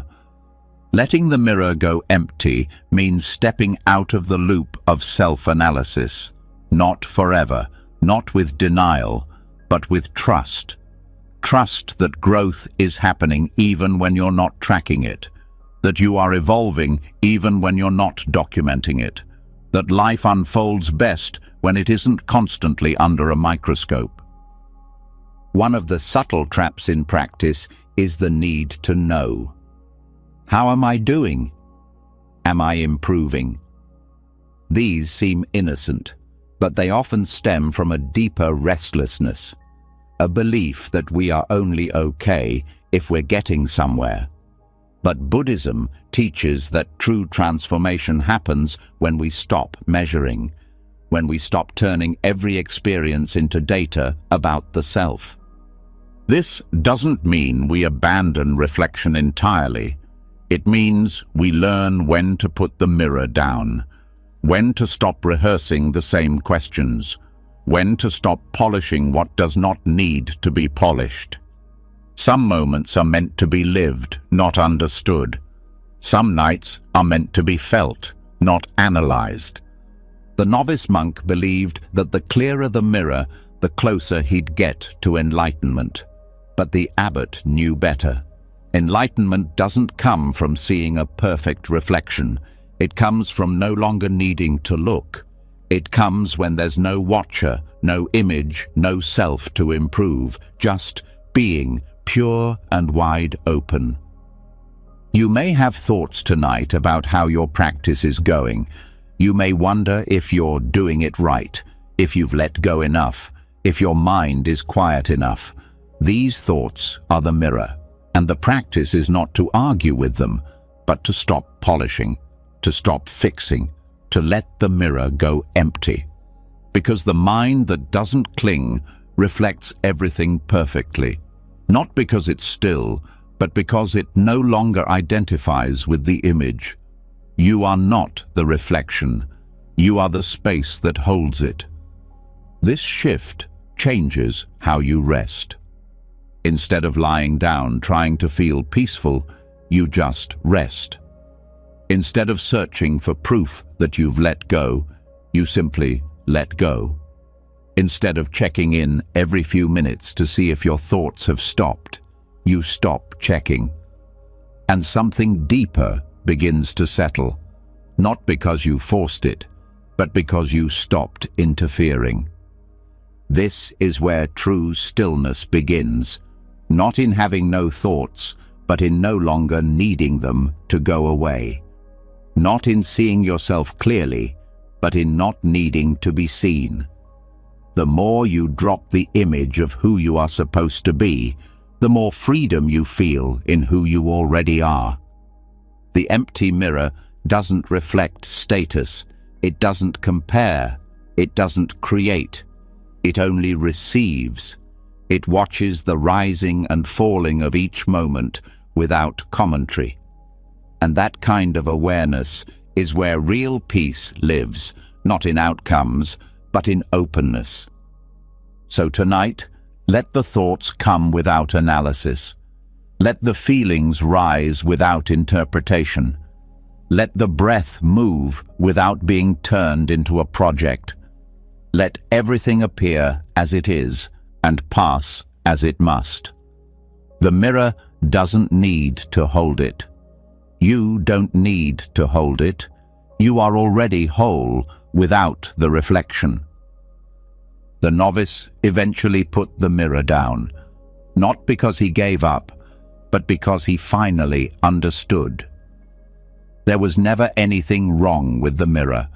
There was just nothing left to polish. Let this be your mirror tonight, clear, quiet and empty.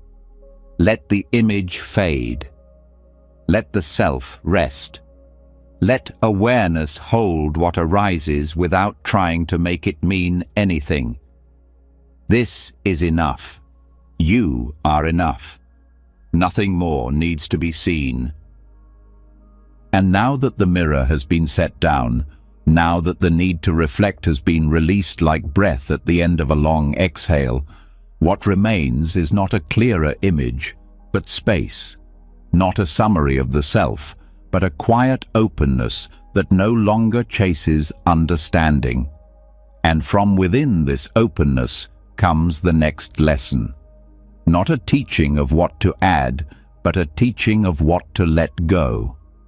Not more to carry, but less to hold. Not a full cup, but one that holds only space. The Heart Sutra, one of the most revered teachings in Mahayana Buddhism, speaks a line that echoes through centuries. Form is emptiness, and emptiness is form. On the surface, it sounds abstract. But within these words lies the very nature of peace. Peace, not as something achieved, but something allowed. Something that arrives not when we have everything, but when we are no longer burdened by needing anything. In daily life, fullness is often misunderstood. People equate fullness with accumulation, a full schedule, a full closet, a full plate, a full head. But the more we fill, the heavier we feel. The more we carry, the less we notice. And over time, fullness becomes confusion, cluttered emotion, crowded thoughts, saturated awareness. The Heart Sutra turns this idea inside out. It points to the cup, not when it's overflowing, but when it's empty, as the place where life begins to pour in. Not because emptiness is lack, but because emptiness is freedom from what does not serve. A clear space, a silent room, a mind that no longer hoards. This kind of emptiness is not about loss. It's about release. It's the shedding of what's been accumulated but never truly needed.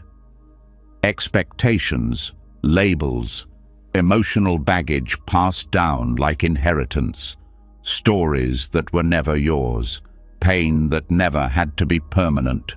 All of it fills the cup, leaving no room for stillness. To feel full in the Buddhist sense is to let your emotional body be unburdened, not blank, not shut down, but available. Available to feel without being shaped by every feeling. Available to receive without grabbing. Available to rest without guilt. You don't find this kind of fullness by doing more. You find it by seeing clearly what's no longer needed and releasing it, one thought at a time. Not with anger, not with dramatic gestures, but like breath leaving the body, naturally, unforced. There's a teaching that says you can't pour tea into a cup that's already full. The same is true with presence. You cannot experience peace if the mind is stuffed with unresolved noise. You cannot enter rest if your soul is dragging too much behind it. You cannot feel whole when you are crowded with things you were never meant to carry. So the practice becomes subtraction, gently, patiently. You don't rip things away, you become aware. This resentment, do I need it? This belief, has it served me lately? This memory, am I ready to stop living inside it? And one by one, the unnecessary begins to fade. This is not erasure, it is refinement, letting the layers that have crusted over the heart soften, letting the emotions that linger, not because they're useful, but because they're familiar, finally leave, not pushed away, but bowed to and released.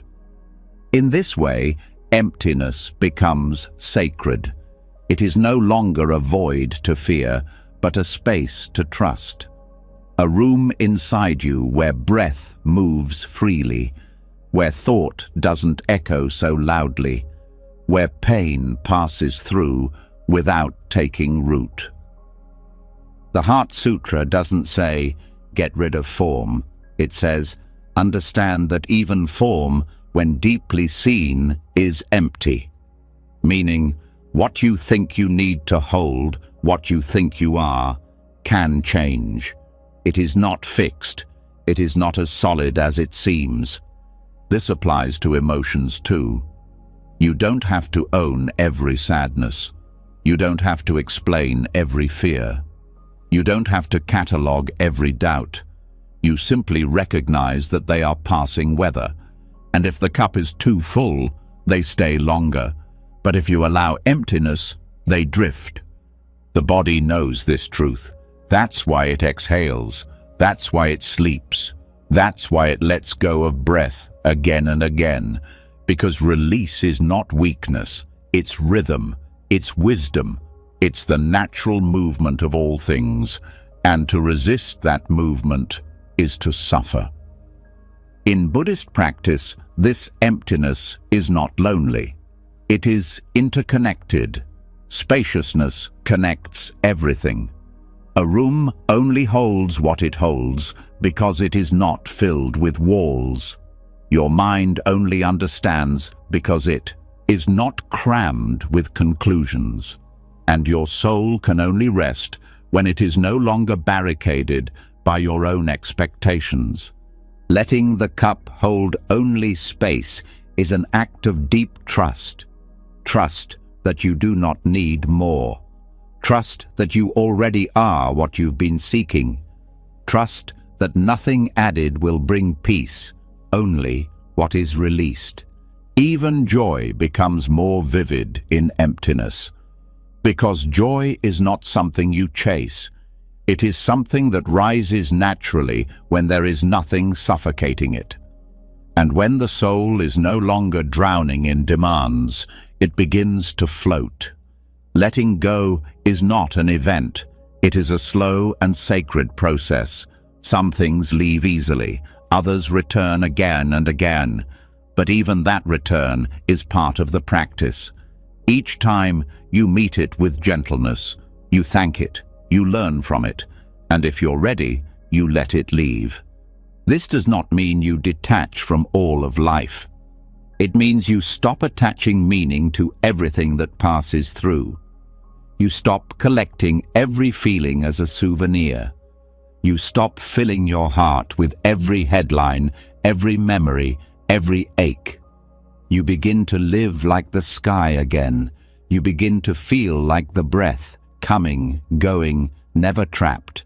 And the cup inside you, once filled with so many voices, begins to echo with silence. Not emptiness as lack, emptiness as freedom. So, as you lie here tonight, ask gently, what have I been holding too long? What story have I told too many times? What emotion am I ready to feel fully and let move on? Let those answers come slowly. Let them float up without force. And as they do, let them pour out. Let the cup be empty. Let the space remain. Let yourself know that in this emptiness, nothing is missing. Because when the craving stops, when the self-inventory fades, when the inner collector rests, that is where true fullness begins. Not by adding more, but by needing less. Not by doing more, but by allowing what is. Not by chasing peace, but by making room for it to arrive. And right now, the room is ready. The cup is clear, and nothing more needs to be poured in. And now that the cup holds only space, now that the mind no longer clings and the heart no longer overflows with what doesn't belong, a new kind of energy begins to reveal itself. Quiet, steady, unforced. It's not the kind of fire that demands to be seen. It's not urgency. It's not adrenaline. It's the slow, glowing warmth of something ancient and lasting. This is the strength that doesn't shout. This is compassion, not as a feeling that comes and goes, but as a source of gentle endurance that never burns out. In many Buddhist texts, compassion, karuna, is spoken of not as emotion, but as a fuel. It's not the soft, fragile kindness people often imagine. It is something much stronger, something that can keep you walking even when the path feels endless, something that keeps your heart open even when the world gives you every reason to close it. True compassion is not drained by effort. It replenishes itself with each act, like a candle that lights another without losing its own flame. This kind of strength does not come from motivation or mood. It doesn't depend on whether the day went well or whether people were kind. It comes from something deeper, a choice to stay soft when it would be easier to go numb, a decision to care without collapsing, a practice of holding space for others and yourself without turning it into a performance. Many confuse compassion with weakness, but in Buddhist tradition, it is one of the highest forms of power. Not power over others, but power within. The kind that lets you keep showing up, even in the presence of pain. The kind that lets you forgive, not because you forget, but because you don't want to carry the bitterness anymore. The kind that lets you listen without needing to fix, to witness suffering without becoming swallowed by it.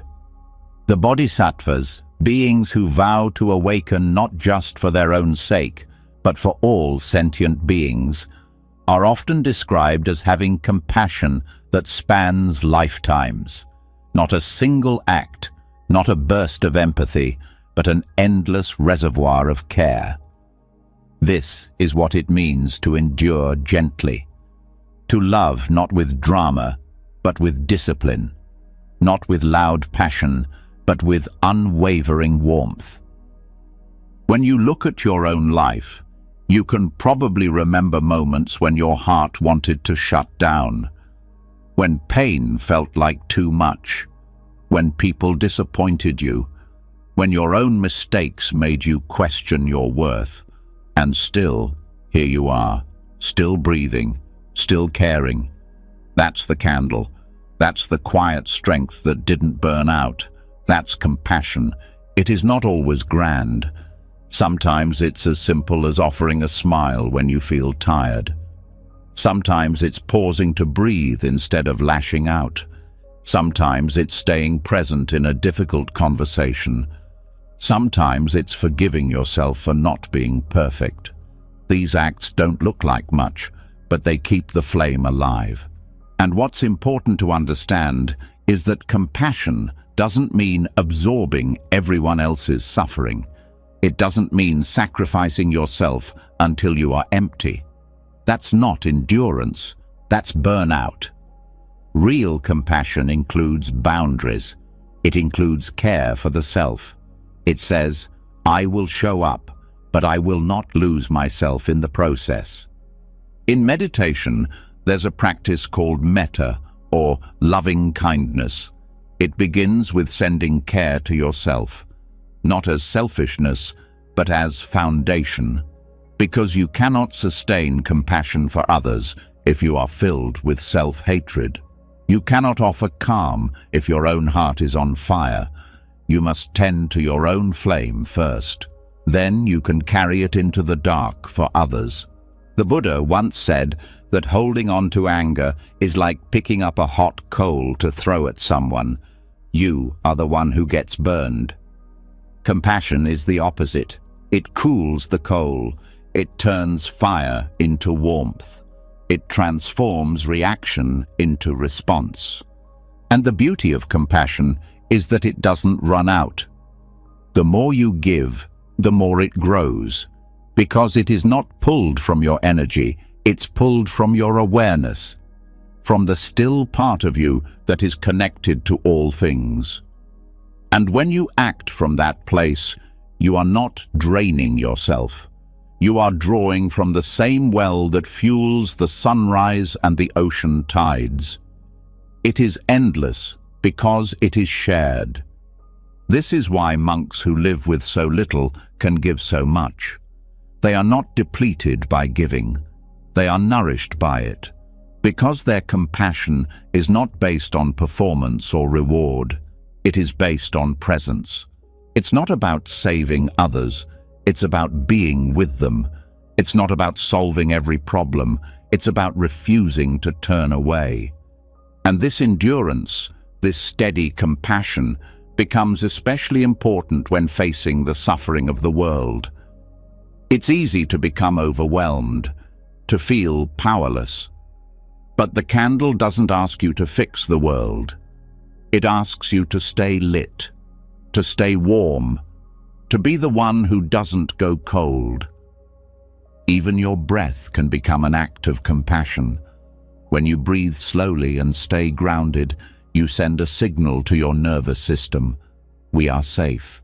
And from that safety, you can offer calm to those around you. Your presence becomes a refuge. Your steadiness becomes a balm. In the long nights of grief, in the slow weight of uncertainty, compassion becomes your anchor. It doesn't promise that things won't hurt, but it promises that you won't abandon yourself when they do.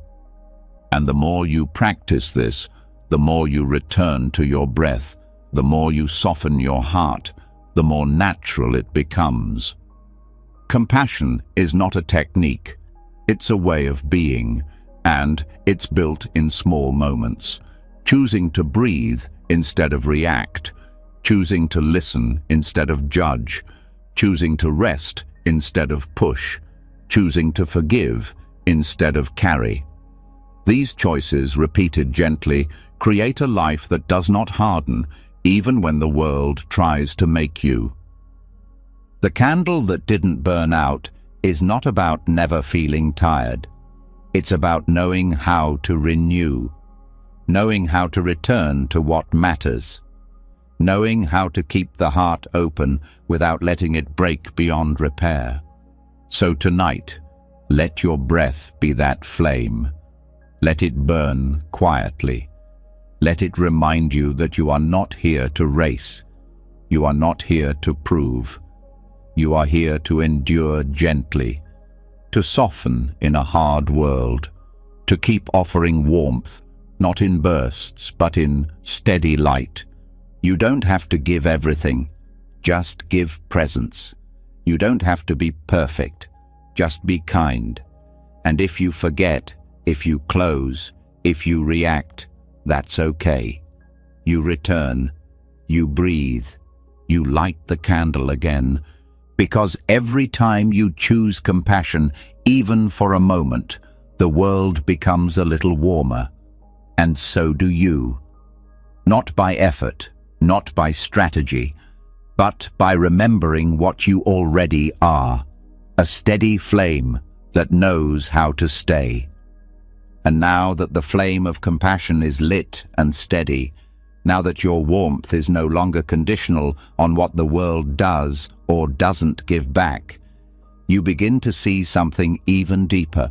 What happens when the world becomes chaotic? What happens when everything around you shakes, when certainty disappears, when emotion swells like thunder and the future goes dark like rain clouds? This is not about being gentle when life is gentle. This is about staying grounded when the winds howl. This is about learning from the monk who slept through storms. In one of the old oral legends passed through Buddhist monasteries, there was a monk who traveled alone through rugged mountains. He was known for never seeking shelter in temples, never waiting for calm weather, never delaying his path. When storms would roll in, Lightning splitting the sky, wind tearing at the trees, rain flooding the trails. He would find the nearest cave, lie down, close his eyes, and sleep. Others who followed him once asked, "How do you sleep through this?"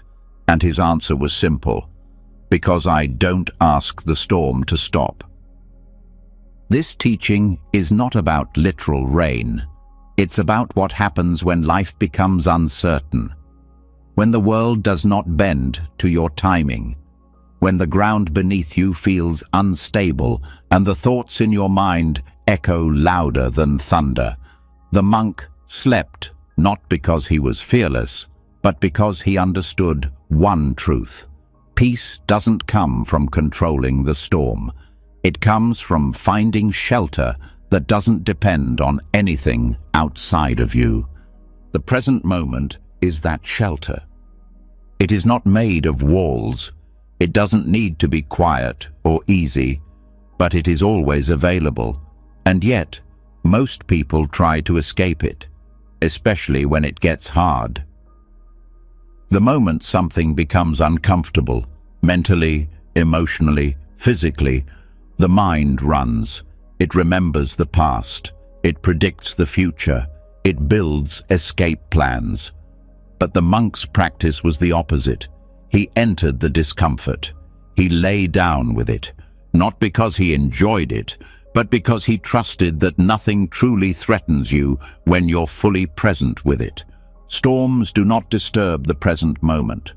They only disturb our expectation of what the moment should be. This is the heart of the teaching. The pain is not in the rain. The pain is in our resistance to the rain, in the belief that it shouldn't be here, in the fear that it will last forever, in the desire to control what was never ours to control. But when you release that grip, when you stop demanding peace and start allowing the moment to be what it is, something strange happens. You start to feel safe, not because things are fixed, but because you stopped running. The monk who slept in storms knew that what passes through the sky also passes through the mind. Thoughts come, emotions swirl, memories crash, but they are weather. And just like the sky is never harmed by the storm, your awareness is never harmed by what passes through it. That is the real shelter, the unmoving center within you. And this isn't about pretending to enjoy suffering. It's about discovering that suffering grows when you resist the moment, and that it often softens when you meet it directly, when you lie down inside it without flinching, when you breathe into it without fighting, when you allow the wind to howl and let your breath stay steady anyway. One of the hardest things for people to learn in meditation is how to stay, to sit through discomfort, to breathe through racing thoughts, to remain in the center of their own experience when everything in them wants to leave. But the more you stay, the more you realize the storm doesn't break you, your resistance does. This is why mindfulness is called returning, not escaping into fantasy or future, but returning again and again to the moment as it is, without needing it to be different, without needing it to soften before you soften, without waiting for perfect conditions before you relax. The monk who slept in storms had no guarantee that the lightning wouldn't strike. He didn't meditate to make the storm go away. He just learned to rest beneath it, to find something deeper than safety, trust. Not that nothing bad would happen, but that whatever happened, he would meet it from presence, not panic. This changes everything, because now, when stress comes, you don't brace, you breathe. When fear rises, you don't tighten, you stay. When emotion shakes you, you don't collapse. You feel it all the way through, and you let it pass, because it will pass. The storm always passes. That's the nature of all things, the emotion, the thought, the panic, the noise. None of it stays forever. But the more you resist it, the longer it lingers. The more you accept it, the faster it moves through. So the monk's sleep was not unconsciousness, it was trust. It was the deepest form of presence. His body said, "I can rest even now." His breath said, "I don't need to rush away." His mind said, "This too is just passing weather." And this is the kind of presence that becomes unshakable. You may not be lying in a cave tonight, but the storms still come. The storm of too many thoughts, the storm of fear about tomorrow, the storm of regret about yesterday, the storm of loneliness, the storm of pressure. And the only way to rest through them is not to conquer them. It's to sit down in the center of yourself, breathe deeply, and stop asking them to go away. Let the storm be loud, you be still.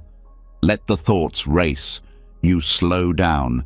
Let the heart ache, you stay close.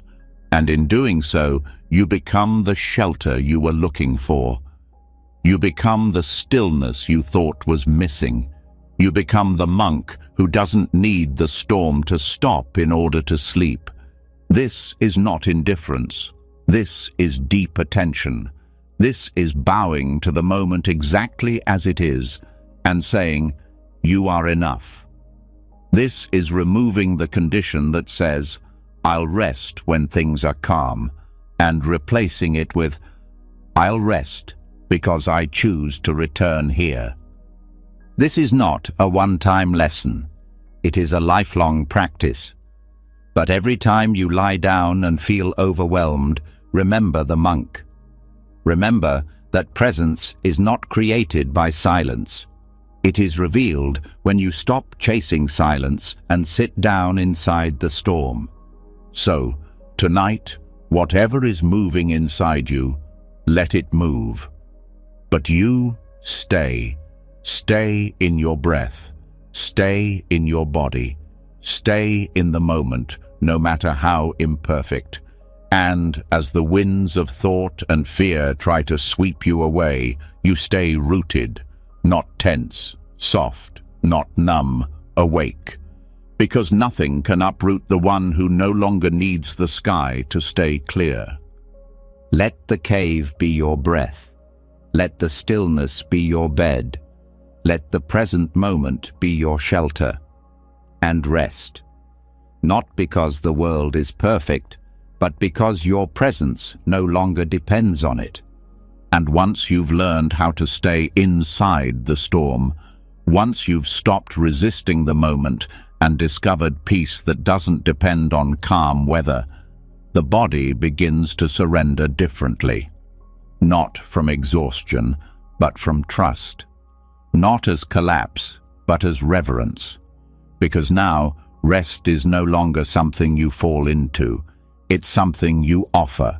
It becomes more than relief. It becomes sacred. This is where we begin to understand sleep not as escape, but as devotion. In many Buddhist traditions, even rest is treated as a form of puja, a spiritual offering, not to please a deity, but to align the heart with humility. It's a way of saying, "This too I give back." The breath, the body, the thoughts, the tension, all laid down like a candle before the altar of life. Not because you're tired, but because you're grateful. And this subtle shift from sleep as a need to sleep as a gift transforms the entire act. Most people see rest as downtime, a break from responsibility, a necessary pause before the next round of doing. But Buddhism invites a different view. It teaches that everything, when done with awareness, becomes part of the path. Washing a bowl, walking down a path, closing your eyes. If done with presence, each becomes an act of return, a way of saying, "Here I am again." And what could be more sacred than the moment the body softens and the mind dissolves into trust? To offer sleep as puja means entering rest not with resistance, but with ritual. It begins with intention. Before you lie down, you pause. You acknowledge that this moment is not separate from your practice. You don't crash into the bed. You arrive in it. You don't abandon yourself as you fall asleep. You meet yourself at the threshold. You say, in silence or out loud, "May this rest serve more than my body. May it restore my heart. May it offer something back to the world." This doesn't have to be religious. It doesn't need incense or chanting. It needs sincerity.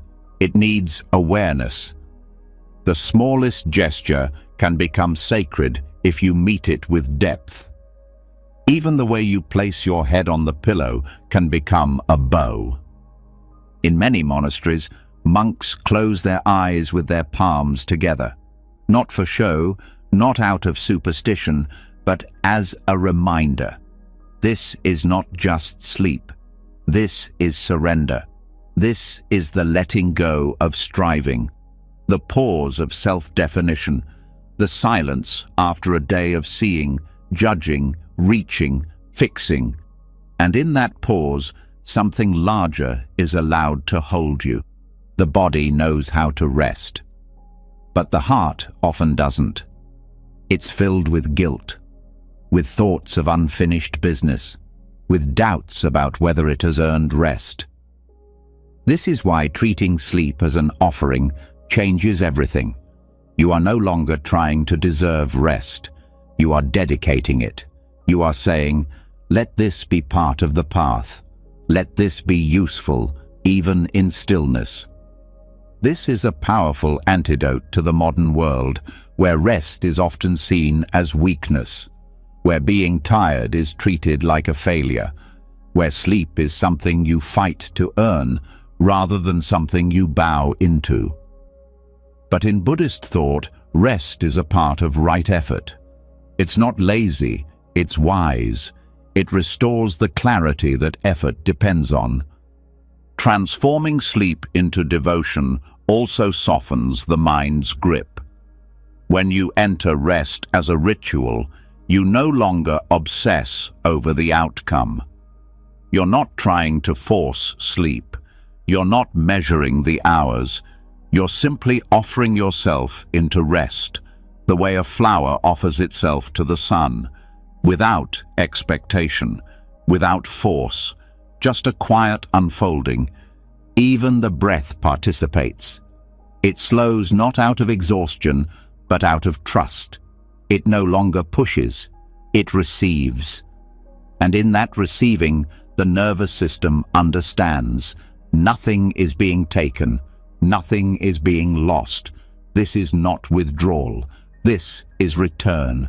In Tibetan teachings, they speak of sleep as a teacher of death, a rehearsal for the great letting go, but not in a way that's frightening, in a way that's freeing.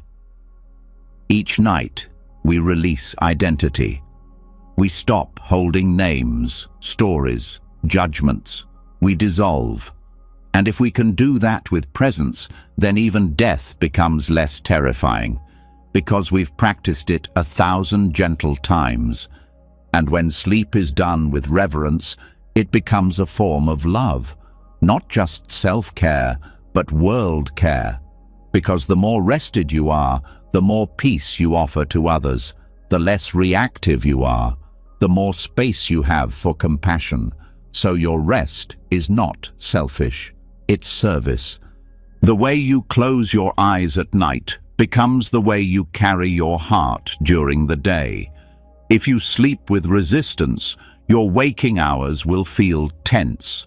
If you sleep with surrender, your waking hours will feel open, not because sleep fixes everything, but because it recalibrates the soul.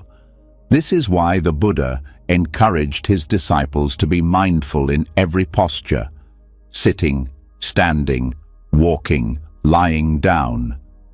Rest was not an exception. It was part of the path.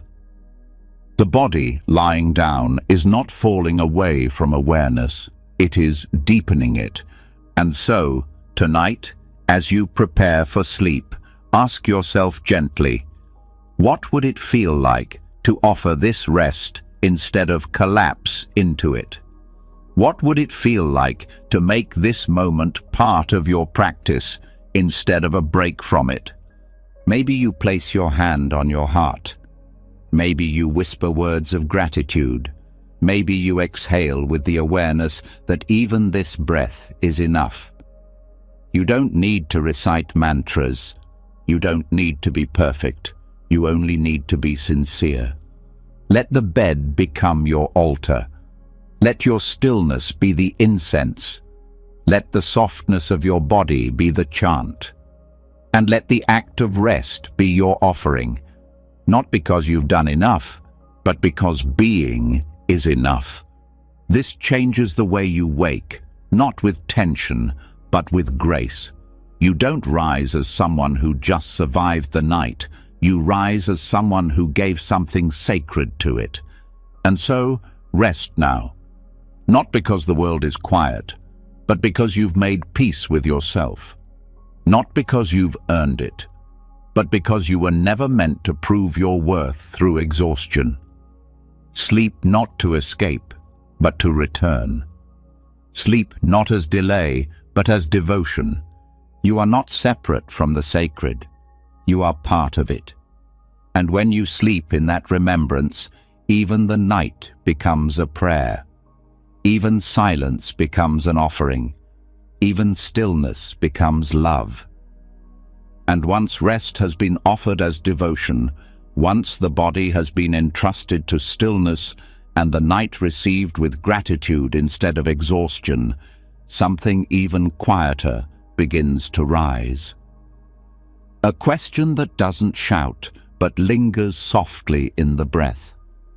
What becomes of all the gentleness we've given, all the kindness that was never noticed, all the softness that was offered without reward?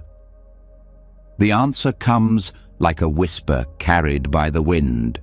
What you send out softly returns softly. Not always when you expect it, not always from where you gave it, but it always finds its way back, just like a feather drifting slowly through the sky, circling its way home. In the Buddhist view of karma, not all return is immediate, and not all seeds bloom where they are planted. Sometimes you smile at a stranger and they never smile back. Sometimes you forgive someone who never knows they were forgiven. Sometimes you help quietly and the world moves on without noticing. But that energy, soft, clear, unforced, it doesn't disappear. It moves, it travels, it lands in places you may never see. And one day, when your soul most needs peace, it returns. Not because you demanded it, but because softness always circles back. This is what's known in some teachings as the karma of gentleness. It's not the karma of reaction, where pain causes pain. It's not the karma of great deeds that bring recognition. It's the karma of softness, of the small, often invisible actions that create subtle harmony in the heart, the kind that seems too small to matter until you realize it was the only thing that ever made your spirit feel safe. In daily life, people are often drawn to intensity, loud change, strong opinions, visible achievement. But in Buddhist monasteries, the deepest practice is often the most silent one. Sweeping the floor slowly, offering water without speaking, bowing without expecting to be seen. These are not just customs, they're ways of shaping the mind through humility, through presence, through softness that expects nothing yet transforms everything. And this softness, when practiced consistently, creates a kind of karmic pattern that protects the soul. It does not shield you from hardship, but it surrounds you with clarity. It doesn't prevent pain, but it gives you a quiet strength when pain arrives, because every soft action becomes a thread in the net that holds you when you fall. Even thoughts carry this energy. A quiet wish for someone's peace, even if you never say it aloud. A prayer for someone you no longer speak to. A gentle memory that you allow to arise without bitterness. These, too, are feathers released. And what returns is not always what you expect, but often exactly what you need. Many people grow impatient with soft paths. They want change now, healing now. They want to see their efforts bloom like fireworks. But Buddhist wisdom reminds us what is loud fades fast. What is gentle lasts long. Water wears down rock, not through force, but through steady presence. Kindness reshapes karma not with spectacle, but with consistency. This teaching is not about being passive. It's about being skillful, about choosing your energy wisely, about knowing that when you respond to harm with gentleness, you don't become weak, you become free. Because you are no longer letting others decide the state of your mind. You are no longer mirroring harm. You are creating something new. And that creation returns in ways you may not see, but always feel. Think of the times you were met with unexpected kindness. A stranger holding a door. A friend sending a message when you needed it most. A teacher giving you time when you didn't ask for it. These are not random. They are the feathers that floated back, sent by others who once gave softly, and now, without knowing it, helped carry you through. And you too have been that feather for others, in ways you'll never fully understand, in words you forgot you said, in small decisions you made that shifted someone else's day. That is the quiet miracle of softness. It creates change without demanding recognition. It ripples out without needing to be traced. And when you rest in this understanding, your practice becomes deeper than self-improvement. It becomes alignment with life itself. Softness doesn't mean never saying no. It doesn't mean staying silent when something matters. It means acting from clarity instead of reactivity. It means choosing love without needing it to be returned in a specific way. It means trusting that the more your heart gives freely, the more the world begins to respond in kind, slowly, gently, and often when you've forgotten you even asked. The karma of softness also includes how you treat yourself. Every time you forgive yourself instead of punish, every time you choose rest over pushing, every time you speak to yourself with tenderness instead of criticism, that, too, becomes a feather. And these self-feathers often take the longest to come home, but when they do, you begin to feel safe in your own presence. You begin to trust your inner voice again. You begin to see that healing was never about force. It was about patience. There is a story of a monk who walked barefoot across a cold mountain path each morning to collect water for the Sangha. He never spoke of it. No one asked him to. He simply did it, year after year. And in his final days, as his body weakened, the same students who once slept through his walks began carrying him to the river instead. No grand speech, no repayment demanded, just the gentle return of what he had once given without need. This is the rhythm of soft karma. It returns when you're no longer chasing reward, when you've already let go, when your heart has moved on. And then, without warning, peace appears, not as a trophy, but as a presence. A quiet sense that things are okay, that you are okay, that the world is not as cruel as you feared, that love has roots in places you forgot you planted.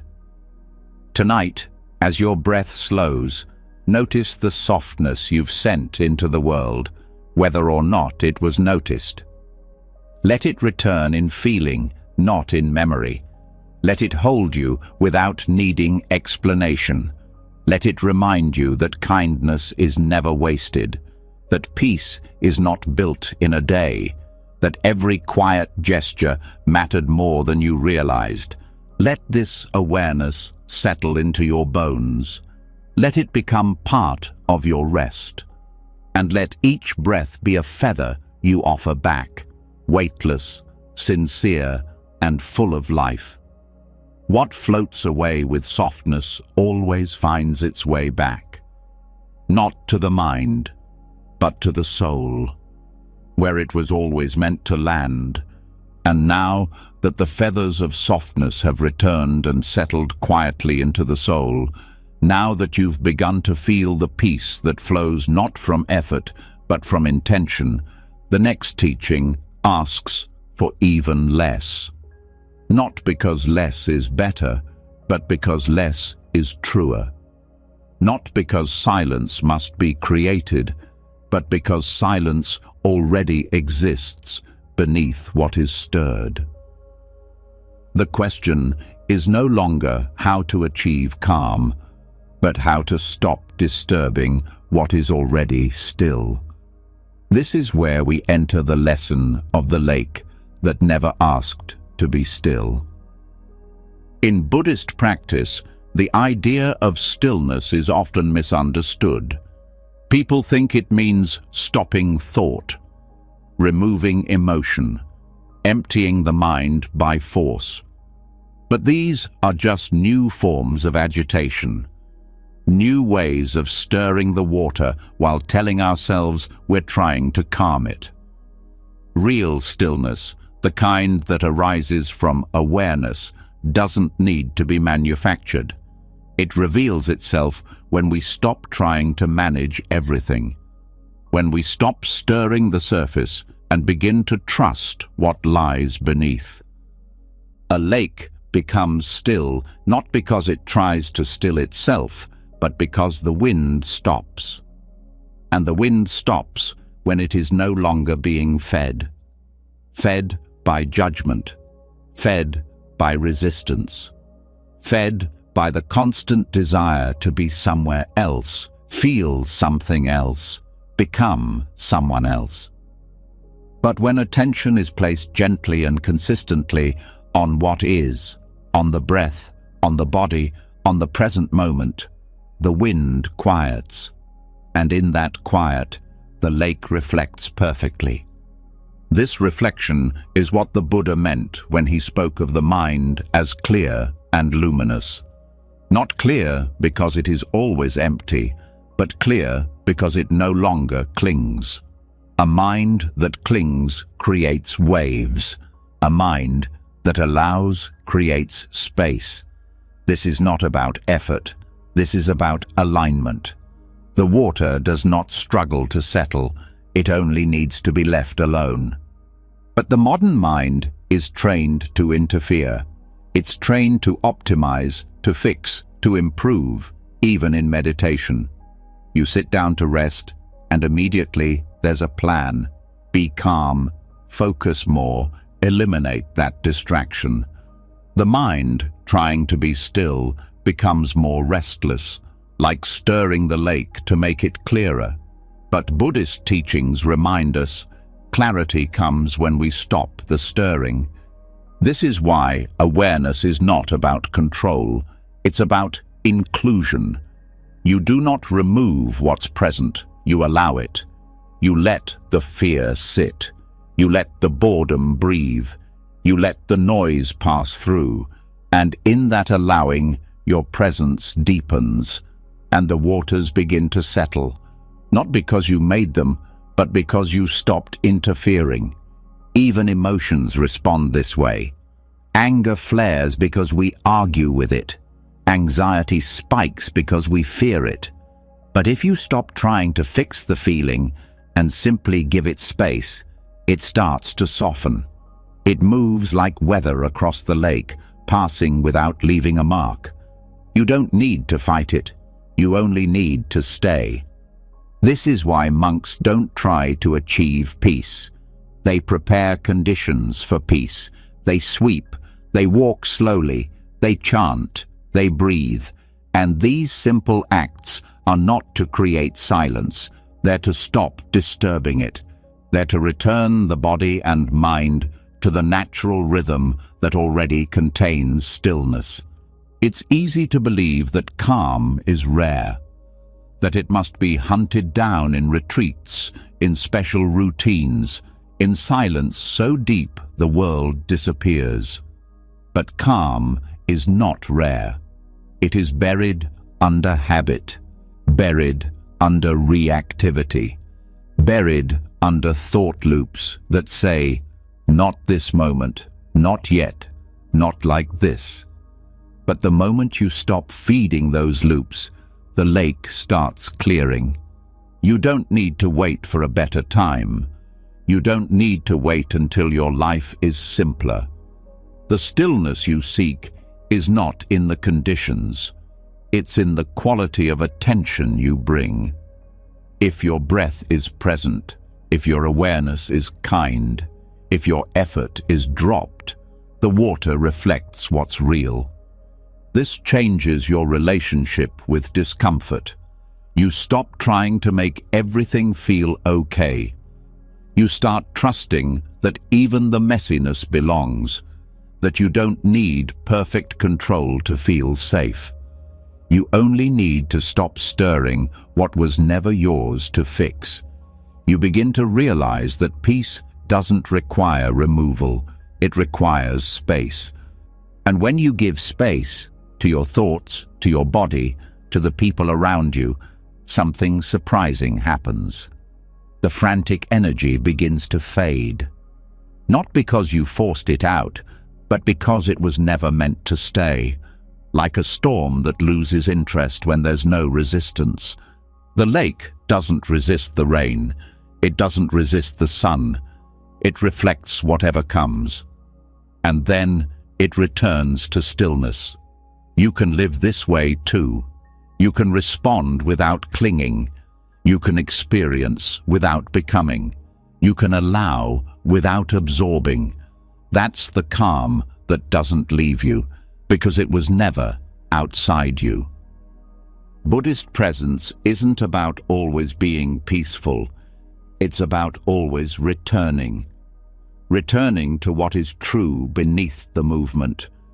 Returning without needing the movement to stop. Returning with breath, with awareness, with softness. Not as a strategy, but as a way of remembering what you are. You are not the wave. You are the water. So as you lie here tonight, let yourself stop stirring. Let the thoughts come without pushing them away. Let the body rest without adjusting it to perfection. Let the breath move without needing to guide it. Trust that stillness is not something you'll find. It's something you'll uncover when you stop searching. Let the lake be your mind now. Deep, still, waiting. Not because you've conquered anything, but because you've released the need to conquer. And in that release, the water clears, the wind fades, the reflection returns, and peace is not given, it is revealed. And now that the lake has been allowed to rest, now that the surface reflects without effort, and the silence reveals itself without demand, the next understanding doesn't arise from stillness. It vibrates from within it.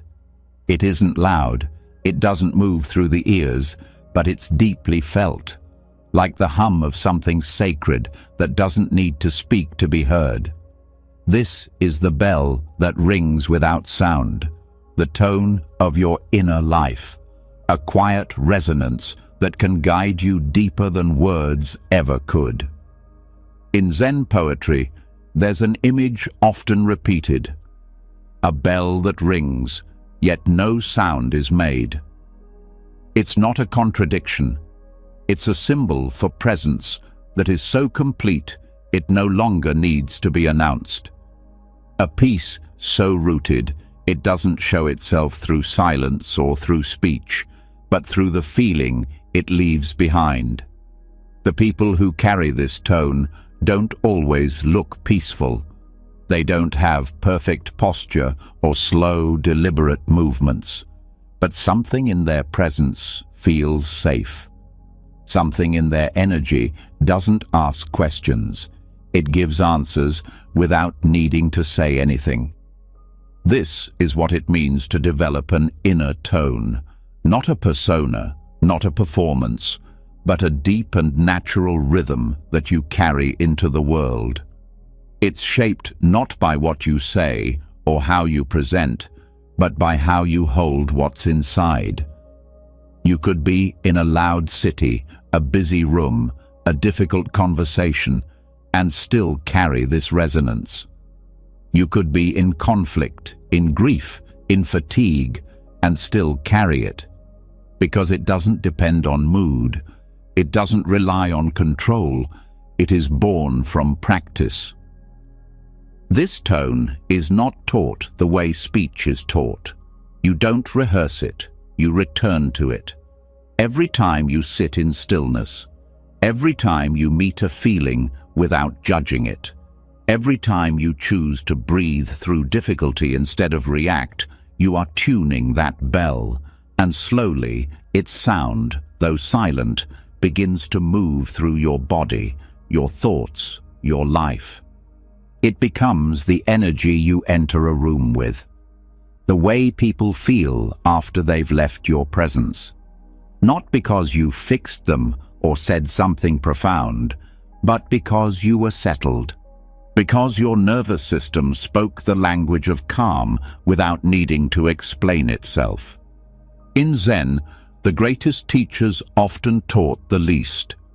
They sat, they walked, they lived their lives in alignment, and that became the teaching. Their tone was the message, their silence louder than words, not because they had no thoughts, but because their thoughts no longer carried them away.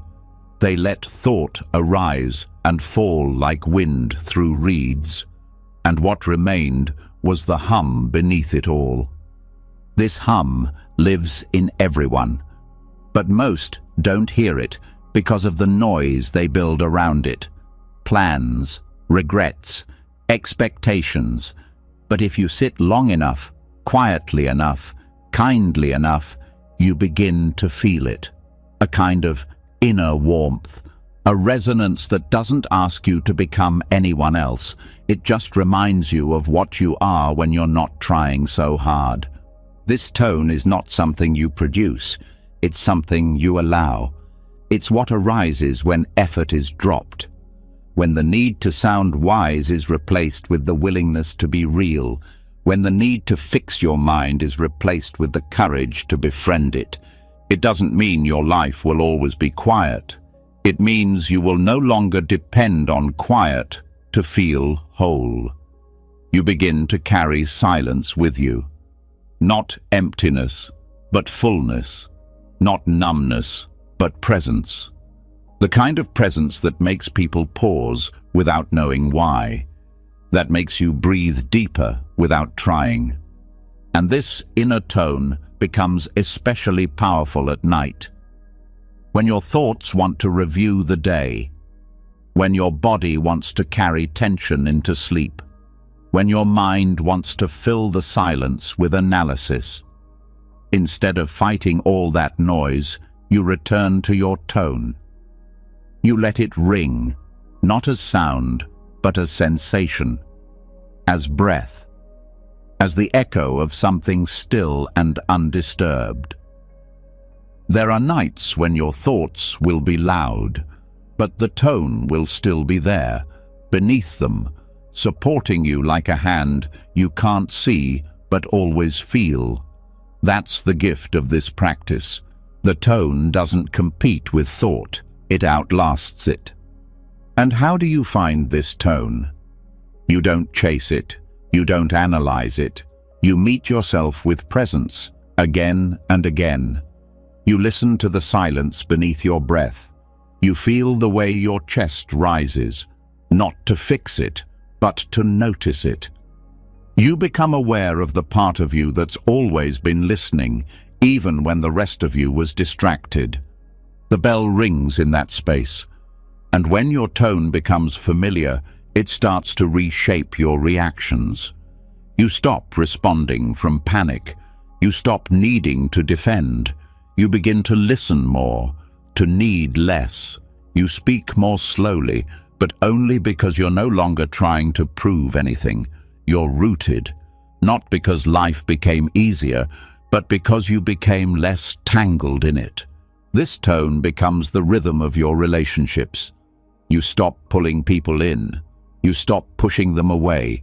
You simply resonate, and those who feel safe in your tone stay.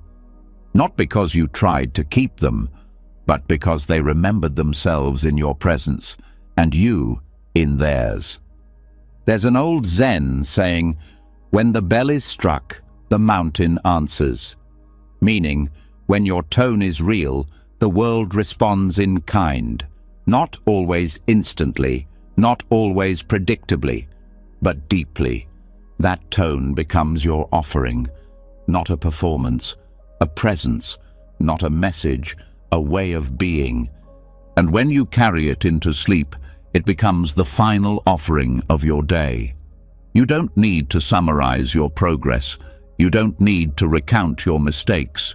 You just rest in that tone, letting it hum beneath the surface, letting it hold you, letting it echo in your breath until the breath becomes deeper than thought. This is not metaphor. It is felt. And once it's felt, it is never forgotten. So let the bell ring now, without volume, without story. Let your body hum with the memory of peace. Let your soul echo without words. Let the night carry you, not into escape, but into that quiet resonance that never leaves. The bell that rings without sound is already ringing inside you. All you have to do is stop speaking and feel it. And now that the bell has rung without sound, now that its silent tone has settled into the body like a hum beyond language, there's no need for more volume, more explanation, or more answers. What lingers is not a conclusion, but a feeling, an echo that speaks without requiring a single word.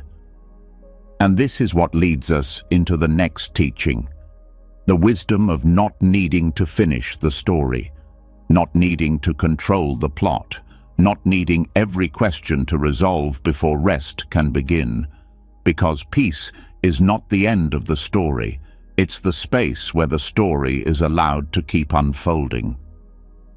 In many Buddhist traditions, stories are not told to reach a point. They are told to reveal something deeper than a point, something alive, shifting, open-ended. Unlike many modern narratives that demand closure, Buddhist storytelling invites you to sit with the part of the tale that never quite lands, the part where the meaning is not certain, where the ending is not tidy. Not because life is incomplete, but because it was never meant to be wrapped up like a solved equation. There is a Zen koan that goes like this. A monk asked his teacher, "What is the meaning of life?" The teacher replied, "Rice in the bowl, water in the pail." That's it. No explanation, no philosophical answer, just daily life, just what is. The story ends not with clarity, but with presence. And in that presence, the need for explanation dissolves. This is one of the most difficult teachings to absorb, that you don't have to fix the story of your life in order to find peace. You don't have to rewrite the past. You don't have to figure out the perfect next chapter. You don't have to explain every emotion or make sense of every experience. You are allowed to be a story that tells itself. The mind is trained to edit constantly. This shouldn't have happened. I should be farther along by now. Why did I do that? But each of these thoughts is an attempt to grab the pen and rewrite what has already been written.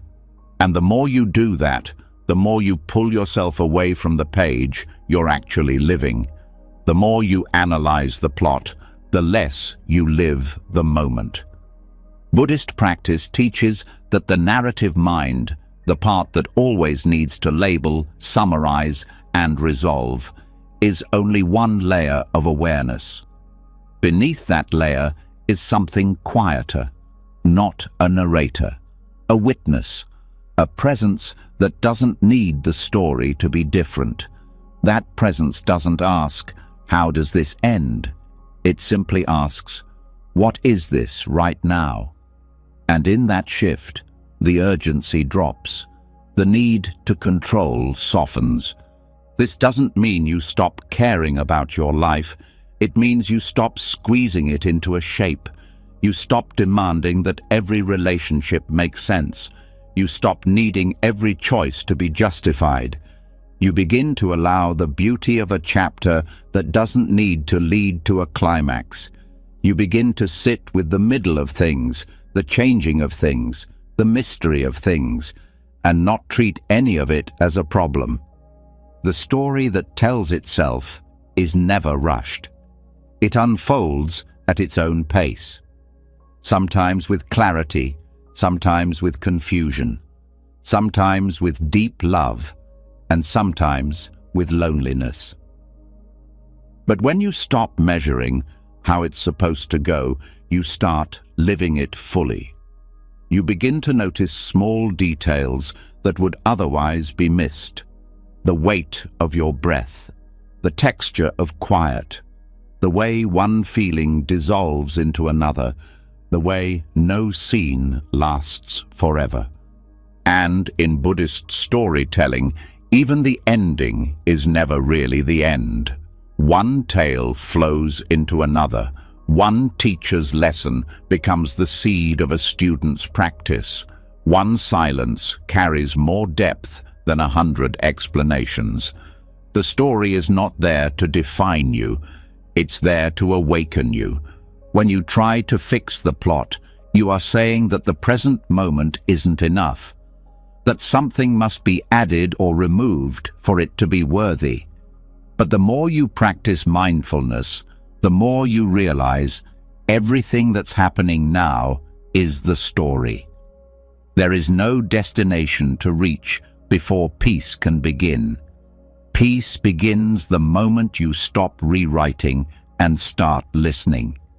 Even your mistakes are part of the story, not side notes, not accidents, just sentences that didn't go the way you expected. And maybe they never needed to. Maybe their value isn't in how they ended, but in what they revealed while they happened. Maybe the version of you who existed in that chapter was exactly who you needed to be to learn what you know now. The practice, then, is not to become the perfect author of your life. It's to stop resisting the authorless nature of it. Life is writing itself through you, moment by moment, breath by breath. You are not the entire book. You are the page that is being written right now. And that page doesn't need to make sense to be sacred. This also means you don't have to know how the current moment fits into the bigger picture. You don't need to force meaning onto what you're feeling. You don't need to solve the plot twist before you can rest. You can simply say, "This is where I am in the story," and let that be enough. And when you begin to see it this way, rest becomes easier. Not because everything is clear, but because clarity is no longer a requirement for peace. You stop fighting with your mind about what should have happened. You stop demanding that your emotions be tidy. You stop arguing with your own timeline. You lie down not as someone who failed to resolve things, but as someone who finally gave permission for life to be what it is. You allow your breath to carry you without needing to narrate where it's going. You feel your body resting into the mattress, not as an act of surrender, but as a continuation of the story. The chapter that ends not with punctuation, but with presence. There are many stories in Buddhist texts that don't resolve. A master offers a cryptic answer. A student bows and walks away. A moment passes, and nothing more is said. Yet something deep is understood, not in the mind, but in the heart, in the place where meaning doesn't need to be named, to be felt. This is how your life becomes a sacred text, not because it is flawless, but because it is true, because it is lived with awareness, because it no longer resists its own unfolding. So, tonight, let the story continue. Let the unanswered questions stay open. Let the past remain unwritten. Let the future come without scripting it in advance. Let the plot be unpolished, incomplete, full of pauses, and let it be beautiful in its lack of resolution. You don't need to write the ending, you only need to live the sentence you're in. Let it breathe, let it be ordinary, let it be honest. And trust that the story knows where it's going, even if you don't. The story that tells itself was never lost. It was just waiting for you to stop interrupting it. So now breathe and let the next line arrive. And now that the story is no longer being forced to make sense, now that the plot is allowed to breathe and unfold without your constant editing, something subtle begins to emerge. A kind of quiet light. Not the blinding light of conclusions or breakthroughs, but the soft, flickering kind that shows up when you're not looking for it. A light that doesn't ask to be chased. This is where the next lesson begins, not in search, but in sight. Not in achievement, but in attention. The firefly path waits for those who are finally done trying to light up the whole world at once. In the deep forests where monks retreat to live in silence, there are no city lights, no glowing street lamps to depend on, and often there are no answers either, only the soft, open questions of nature. At night, the only lights that dance through the trees are fireflies, small, brief, unreliable in the traditional sense. And yet, they are enough. The monks do not chase them. They sit and watch. They allow those flickers to guide their eyes, their breath, their practice. Not because they show everything, but because they show something. And something is always enough if you're not demanding everything. This is the heart of the teaching. You don't need a grand awakening to feel alive. You don't need permanent clarity to move forward. You don't need a spiritual explosion to be at peace. What you need is to learn how to rest in the little lights, the ones that come and go, the ones that appear just long enough to remind you, you're not lost. Most suffering doesn't come from the dark itself. It comes from the belief that there shouldn't be any darkness, that life should be lit up at all times, that understanding should be constant, that comfort should never fade. But life doesn't work that way. Insight comes like fireflies, brief and beautiful. And if you're rushing through the forest, chasing them with a net, you miss the entire experience. Buddhism doesn't promise constant light. It doesn't give you a lantern to carry for the rest of your life. It offers something simpler and more honest, the ability to sit with the flickers, to trust the little glimpses of truth, to accept that not every moment will be lit, but every moment can be lived. This shift is radical, because it means you stop searching for the one big answer. You stop exhausting yourself trying to feel right all the time. You stop needing to be certain before you rest. Instead, you look for the light that's here, however brief, however incomplete. You trust that the next step doesn't need a spotlight, just a flicker is enough. The firefly path also teaches humility, because it reminds you that light is not something you make. It's something you receive. And the more you try to force it, the more you chase it away. That's what anxiety is, in many ways, a frantic reaching for illumination, a fear that if you don't understand now, you never will. But the monks who walk slowly through darkness know better. They know that the light comes in its own time. And until it does, the dark is not an enemy. It's simply part of the path. And this way of moving changes your relationship with confusion. You stop needing to resolve everything immediately. You stop asking, "What does this mean?" over and over. You start asking, "What is here right now?" Because maybe all that's here is a breath, or a moment of quiet, or a feeling that doesn't need to be fixed. And that, too, is a kind of light, a moment of awareness that flickers and then fades, but still leaves something behind. There's an old saying, "The eyes adjust to the dark," which is another way of saying you don't need more light, you need more stillness, you need more patience, you need more willingness to stay where you are without turning on a flashlight. Because the inner eye, the one that sees what really matters, doesn't need everything to be clear. It just needs everything to be real. And what's real is often small.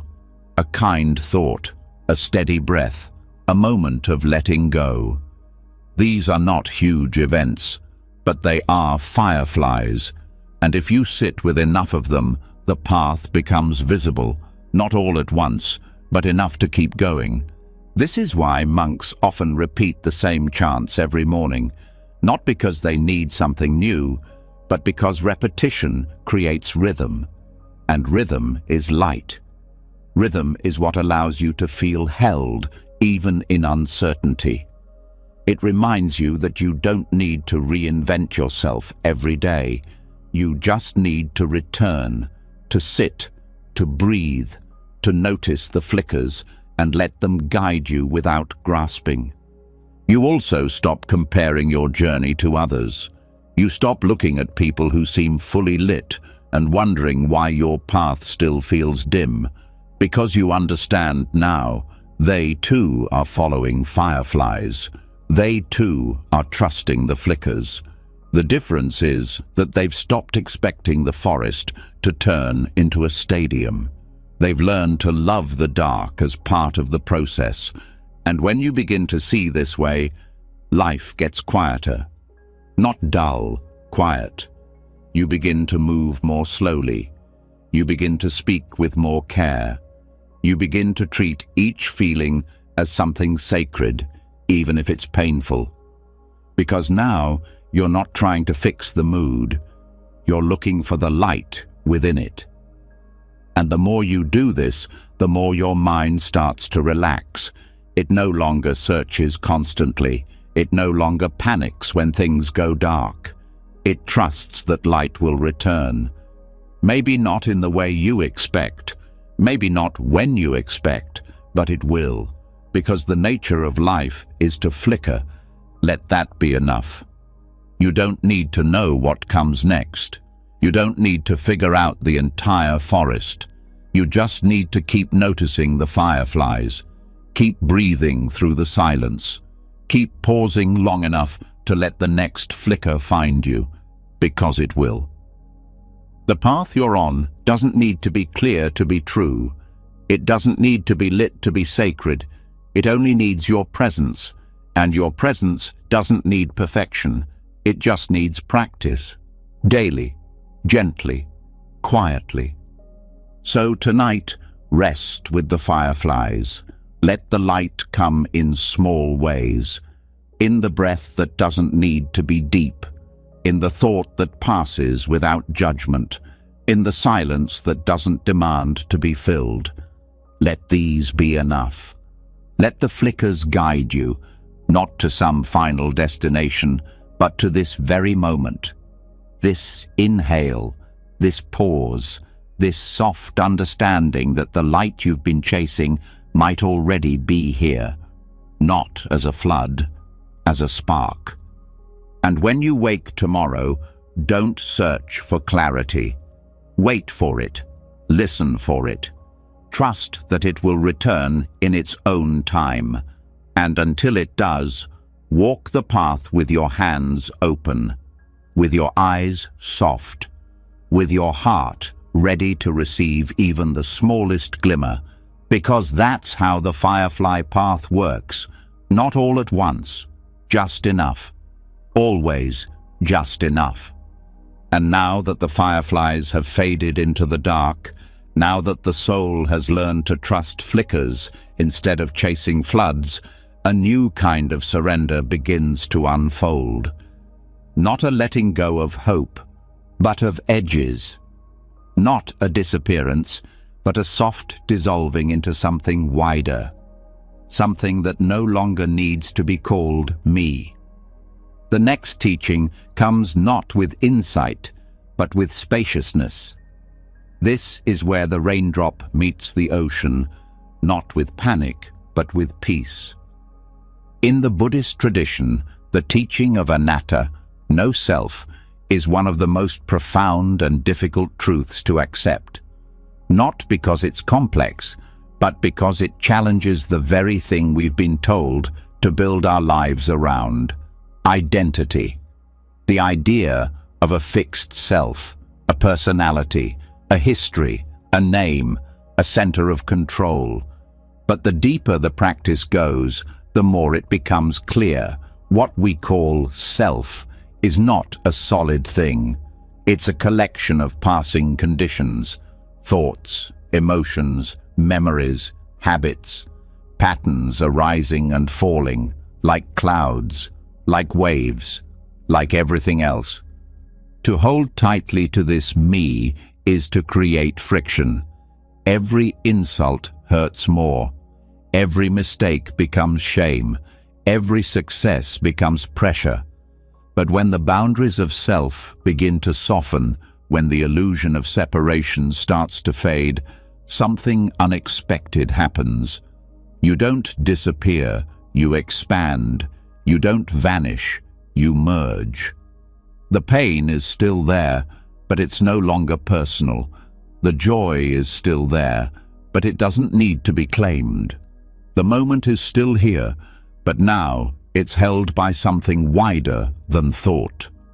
There is a story told in many Buddhist circles of a raindrop falling from the sky, fearful of what will happen when it hits the ocean. What will become of me? It asks. Where will I go? But when the moment comes, when it finally touches the vastness of water below, there is no pain, no loss, just return. The raindrop doesn't vanish. It remembers. It remembers it was always water. that the sky was never separate from the sea, that the falling was never a mistake. This is the wisdom of anatta, not the destruction of self, the loosening of it, the softening of its outlines, the understanding that what you truly are is not the voice in your head, not the image in the mirror, not the biography you carry. What you are is experience unfolding, a process, a breath, a field of awareness within which 1,000 things appear and disappear. And in this realization, so much pressure lifts. You don't have to fix the self. You don't have to defend it. You don't have to prove it. You don't even have to know what it is. You can just let it flow, like a river, like breath, like a raindrop carried by gravity into something so much bigger. This doesn't mean you stop functioning. You still use your name. You still speak your thoughts. But you no longer believe you are those things. You no longer tie your worth to how well your story holds up. You begin to act, not from identity, but from presence, not from ego, but from compassion. Because when there's no self to protect, there's more space to care. The teachings often say that clinging to self is the root of suffering, because it divides the world. It creates inside and outside, us and them, success and failure. But the raindrop that finds the ocean no longer sees those lines. It feels them dissolve, and in their place is not confusion, but belonging.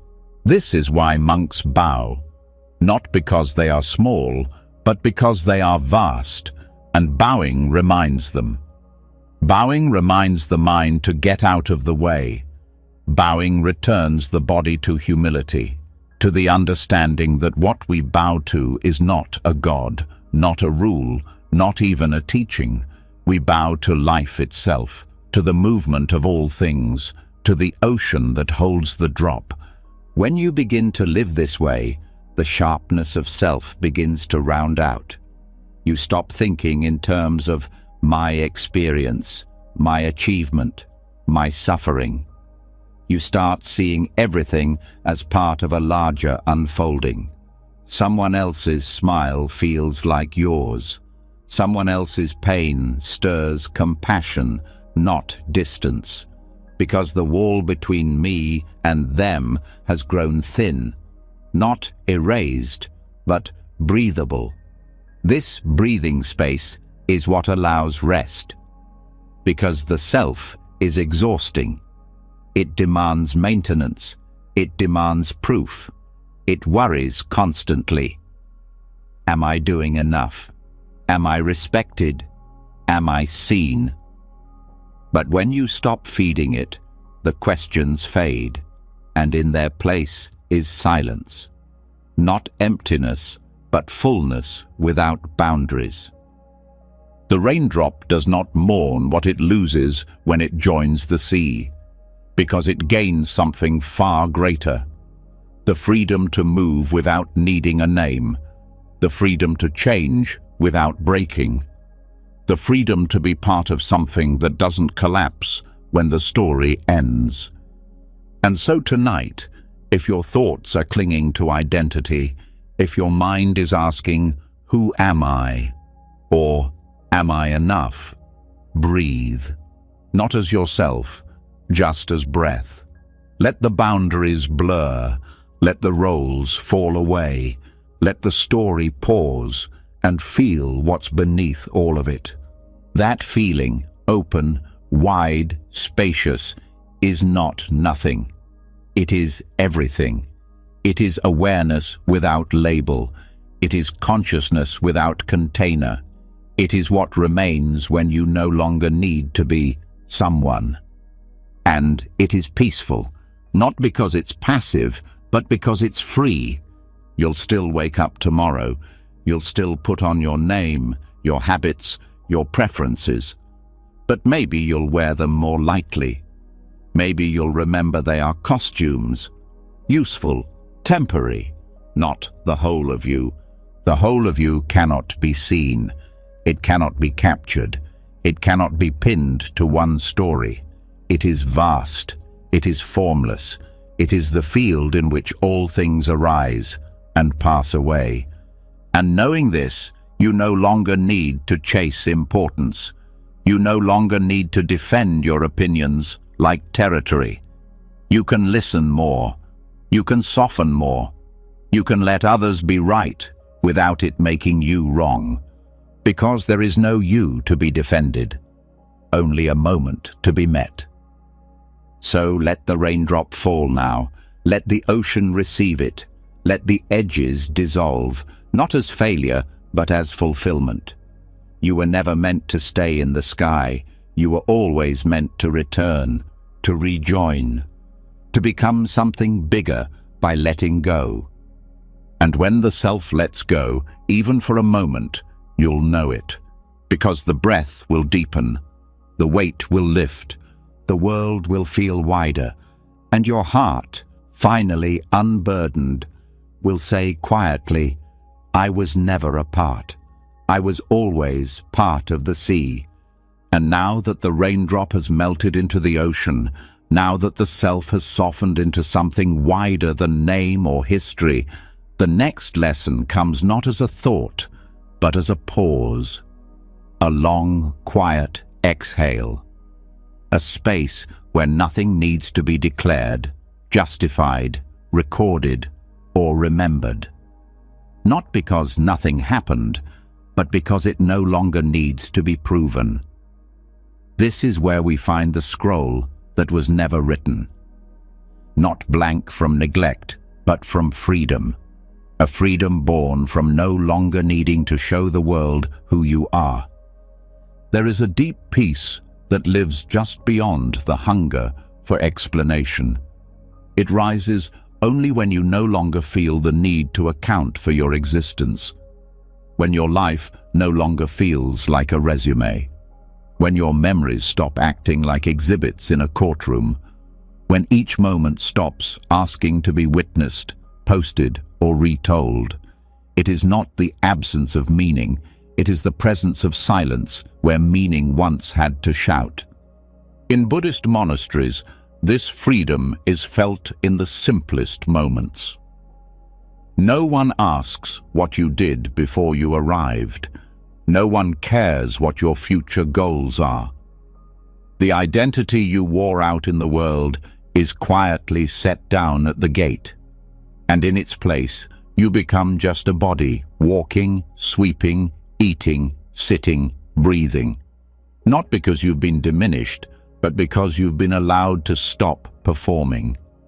You become someone who no longer needs to explain. This is not loss, it is arrival.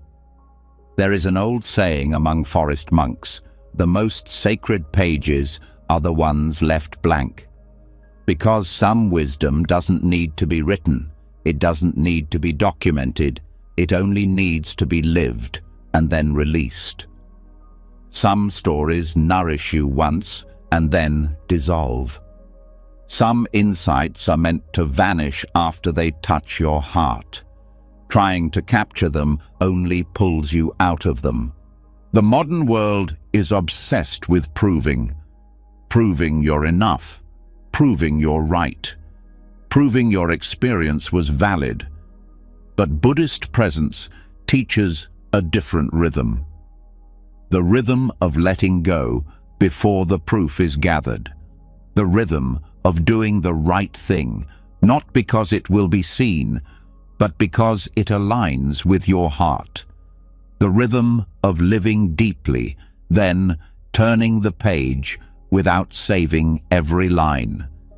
This is where rest becomes possible, not because you've finished everything, but because you've stopped proving anything. There is a strange exhaustion that comes from constantly translating your life into language. You feel something profound, and immediately the mind asks, how do I explain this? How do I post it?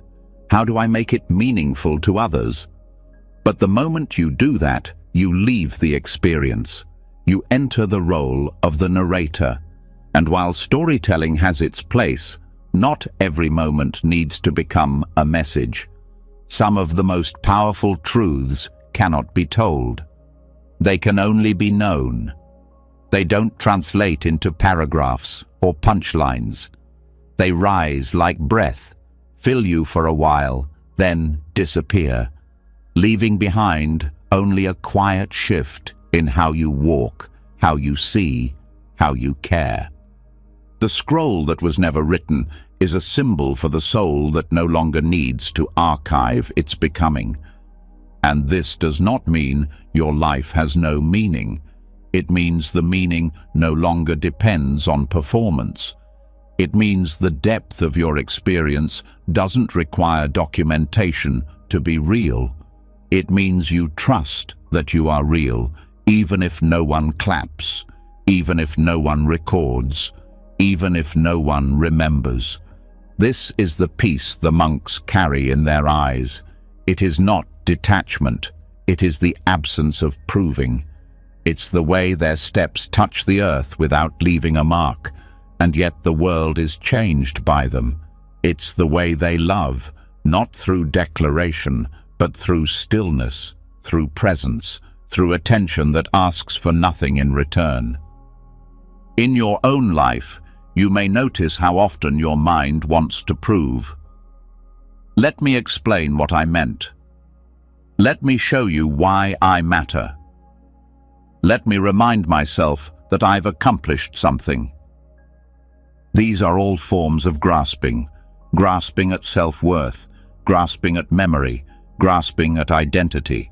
But when you step back, when you let the scroll remain unwritten, you feel a new kind of freedom, the kind that lets you enjoy a moment without sharing it, the kind that lets you learn a lesson without turning it into content, the kind that lets you rest deeply because you're no longer performing even for yourself.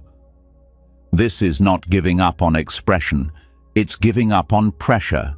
You can still speak, still create, still write, but you no longer do it to earn your place.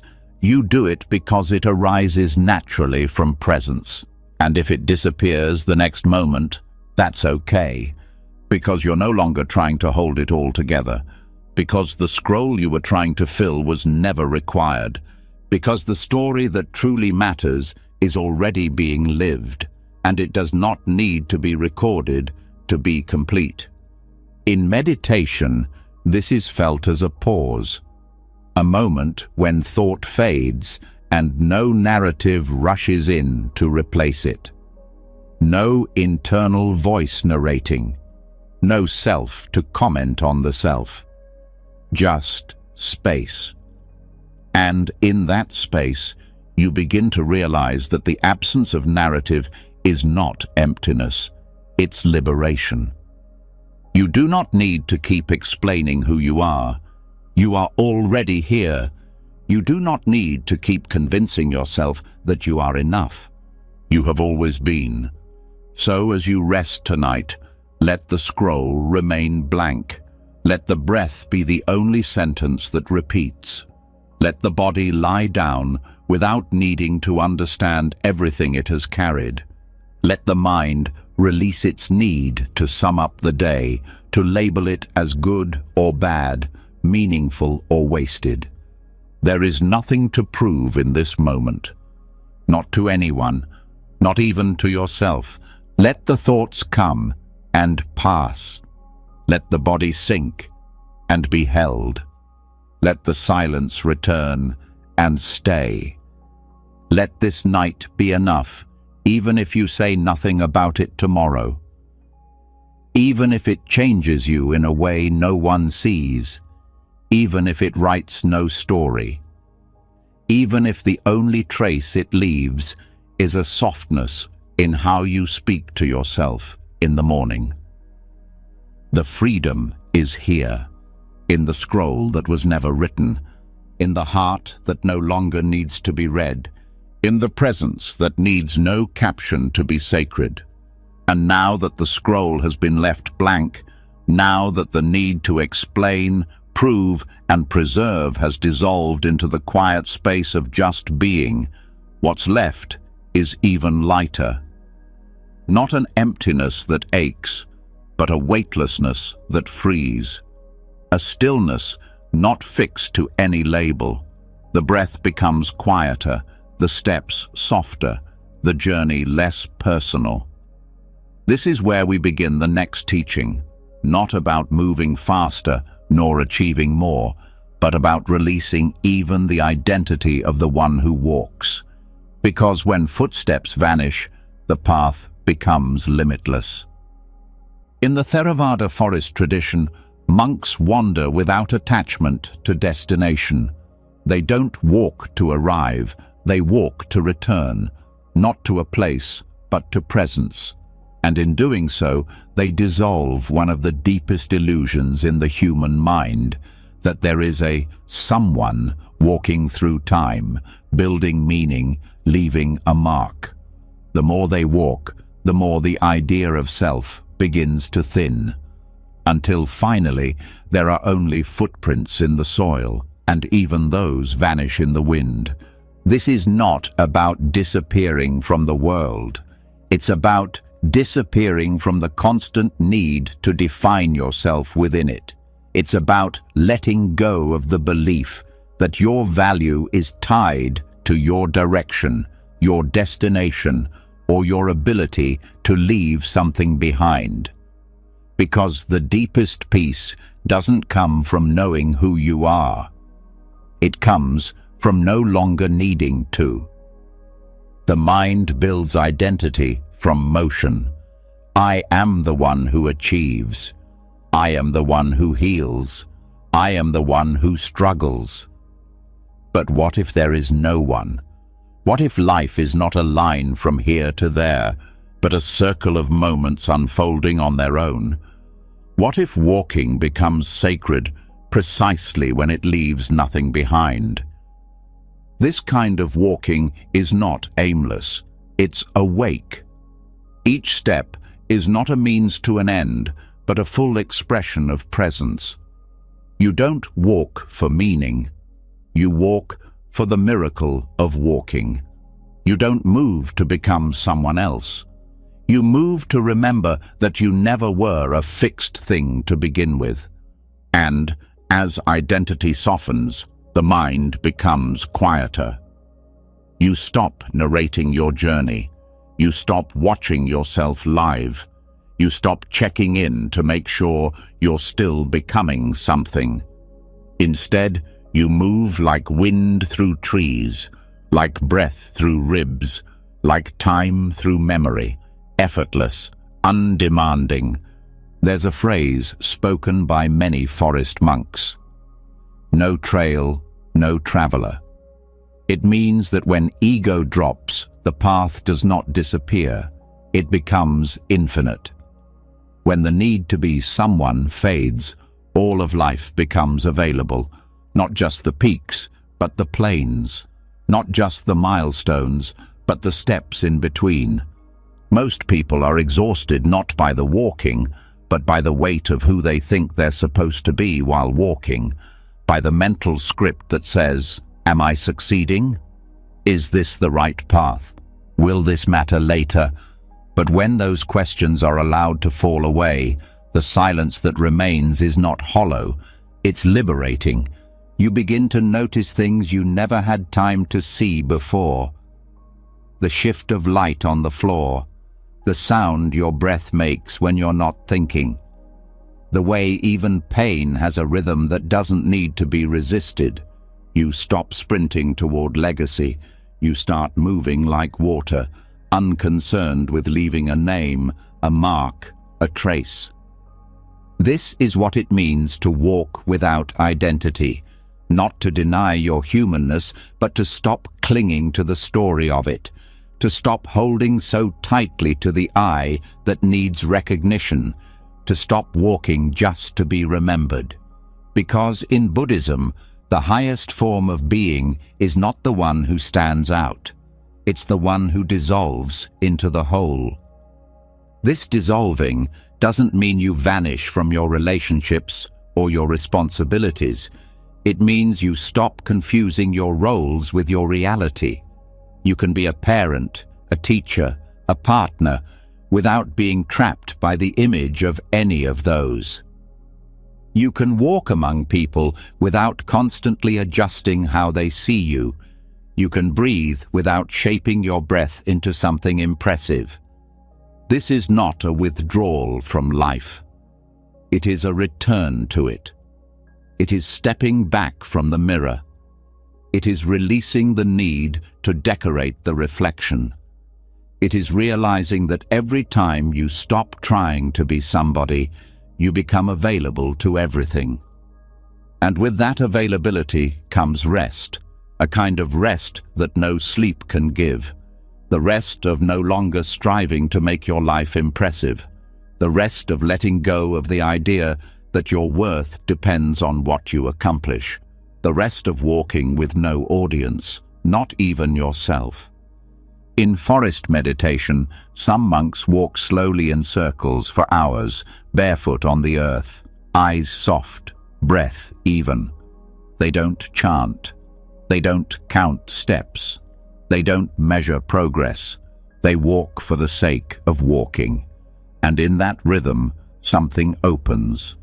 Not a doorway to answers, but an escape from the prison of me. The longer they walk, the more the boundary between walker and path disappears.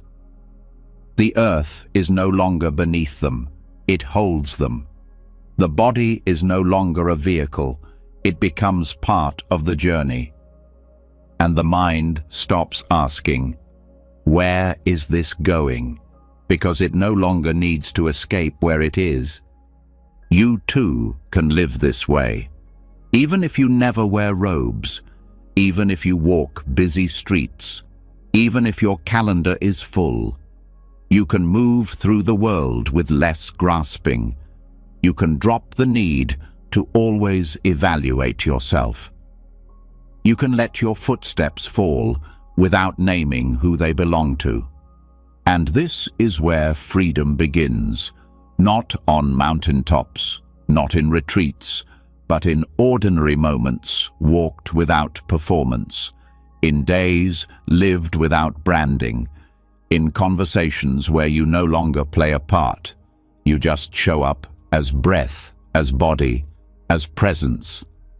When identity becomes too loud, the soul cannot hear itself. But when it fades, even for a while, everything comes alive. The sky is no longer background. The moment is no longer a means. Each blink, each breeze, each silence becomes sacred. So tonight, let your steps vanish. Let the roles drop.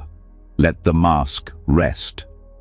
Not because you failed to be someone, but because you've seen through the need to be. Let your breath guide you, not to another version of you, but to this exact moment, free, undefined, whole. There is nothing to become, only something to return to. There is nothing to prove, only something to trust. There is no one to walk, only walking itself. Let that be enough. Let that be everything. Let the path carry you, not toward identity, but into the space where footsteps vanish, and all that remains is life unfolding through you, with no name, no story, and no need to be more than this. After more than 3 hours of walking gently through teachings older than memory and deeper than thought, the mind is quieter now. The weight you carried may not be gone, but it's softer. It breathes easier. What once felt like a mountain now feels like something that can be sat beside. These weren't just stories. They were invitations to let go, to listen, to stop chasing and start returning. One breath at a time. You were never asked to fix yourself. You were only asked to be present. Not to erase pain, but to stop clinging to it. not to become someone else, but to rest in the someone less space that's been waiting under all your trying. From rivers that didn't rush to monks who slept through storms, from silent bells to unwritten scrolls, the message whispered through each teaching was the same. Peace is not something you find, it's something you stop disturbing. When you no longer stir the waters, the reflection becomes clear. So let this night carry you. Let the teachings fade without needing to remember every word. What matters will remain, not as memory, but as tone. A feeling in the breath, a stillness behind your thoughts, a softness in how you rise tomorrow. And now that your soul is soothed, if these teachings touched something in you, leave a comment below and write, "Stillness is enough." It's not just a sentence, it's a small bow to the journey you just took.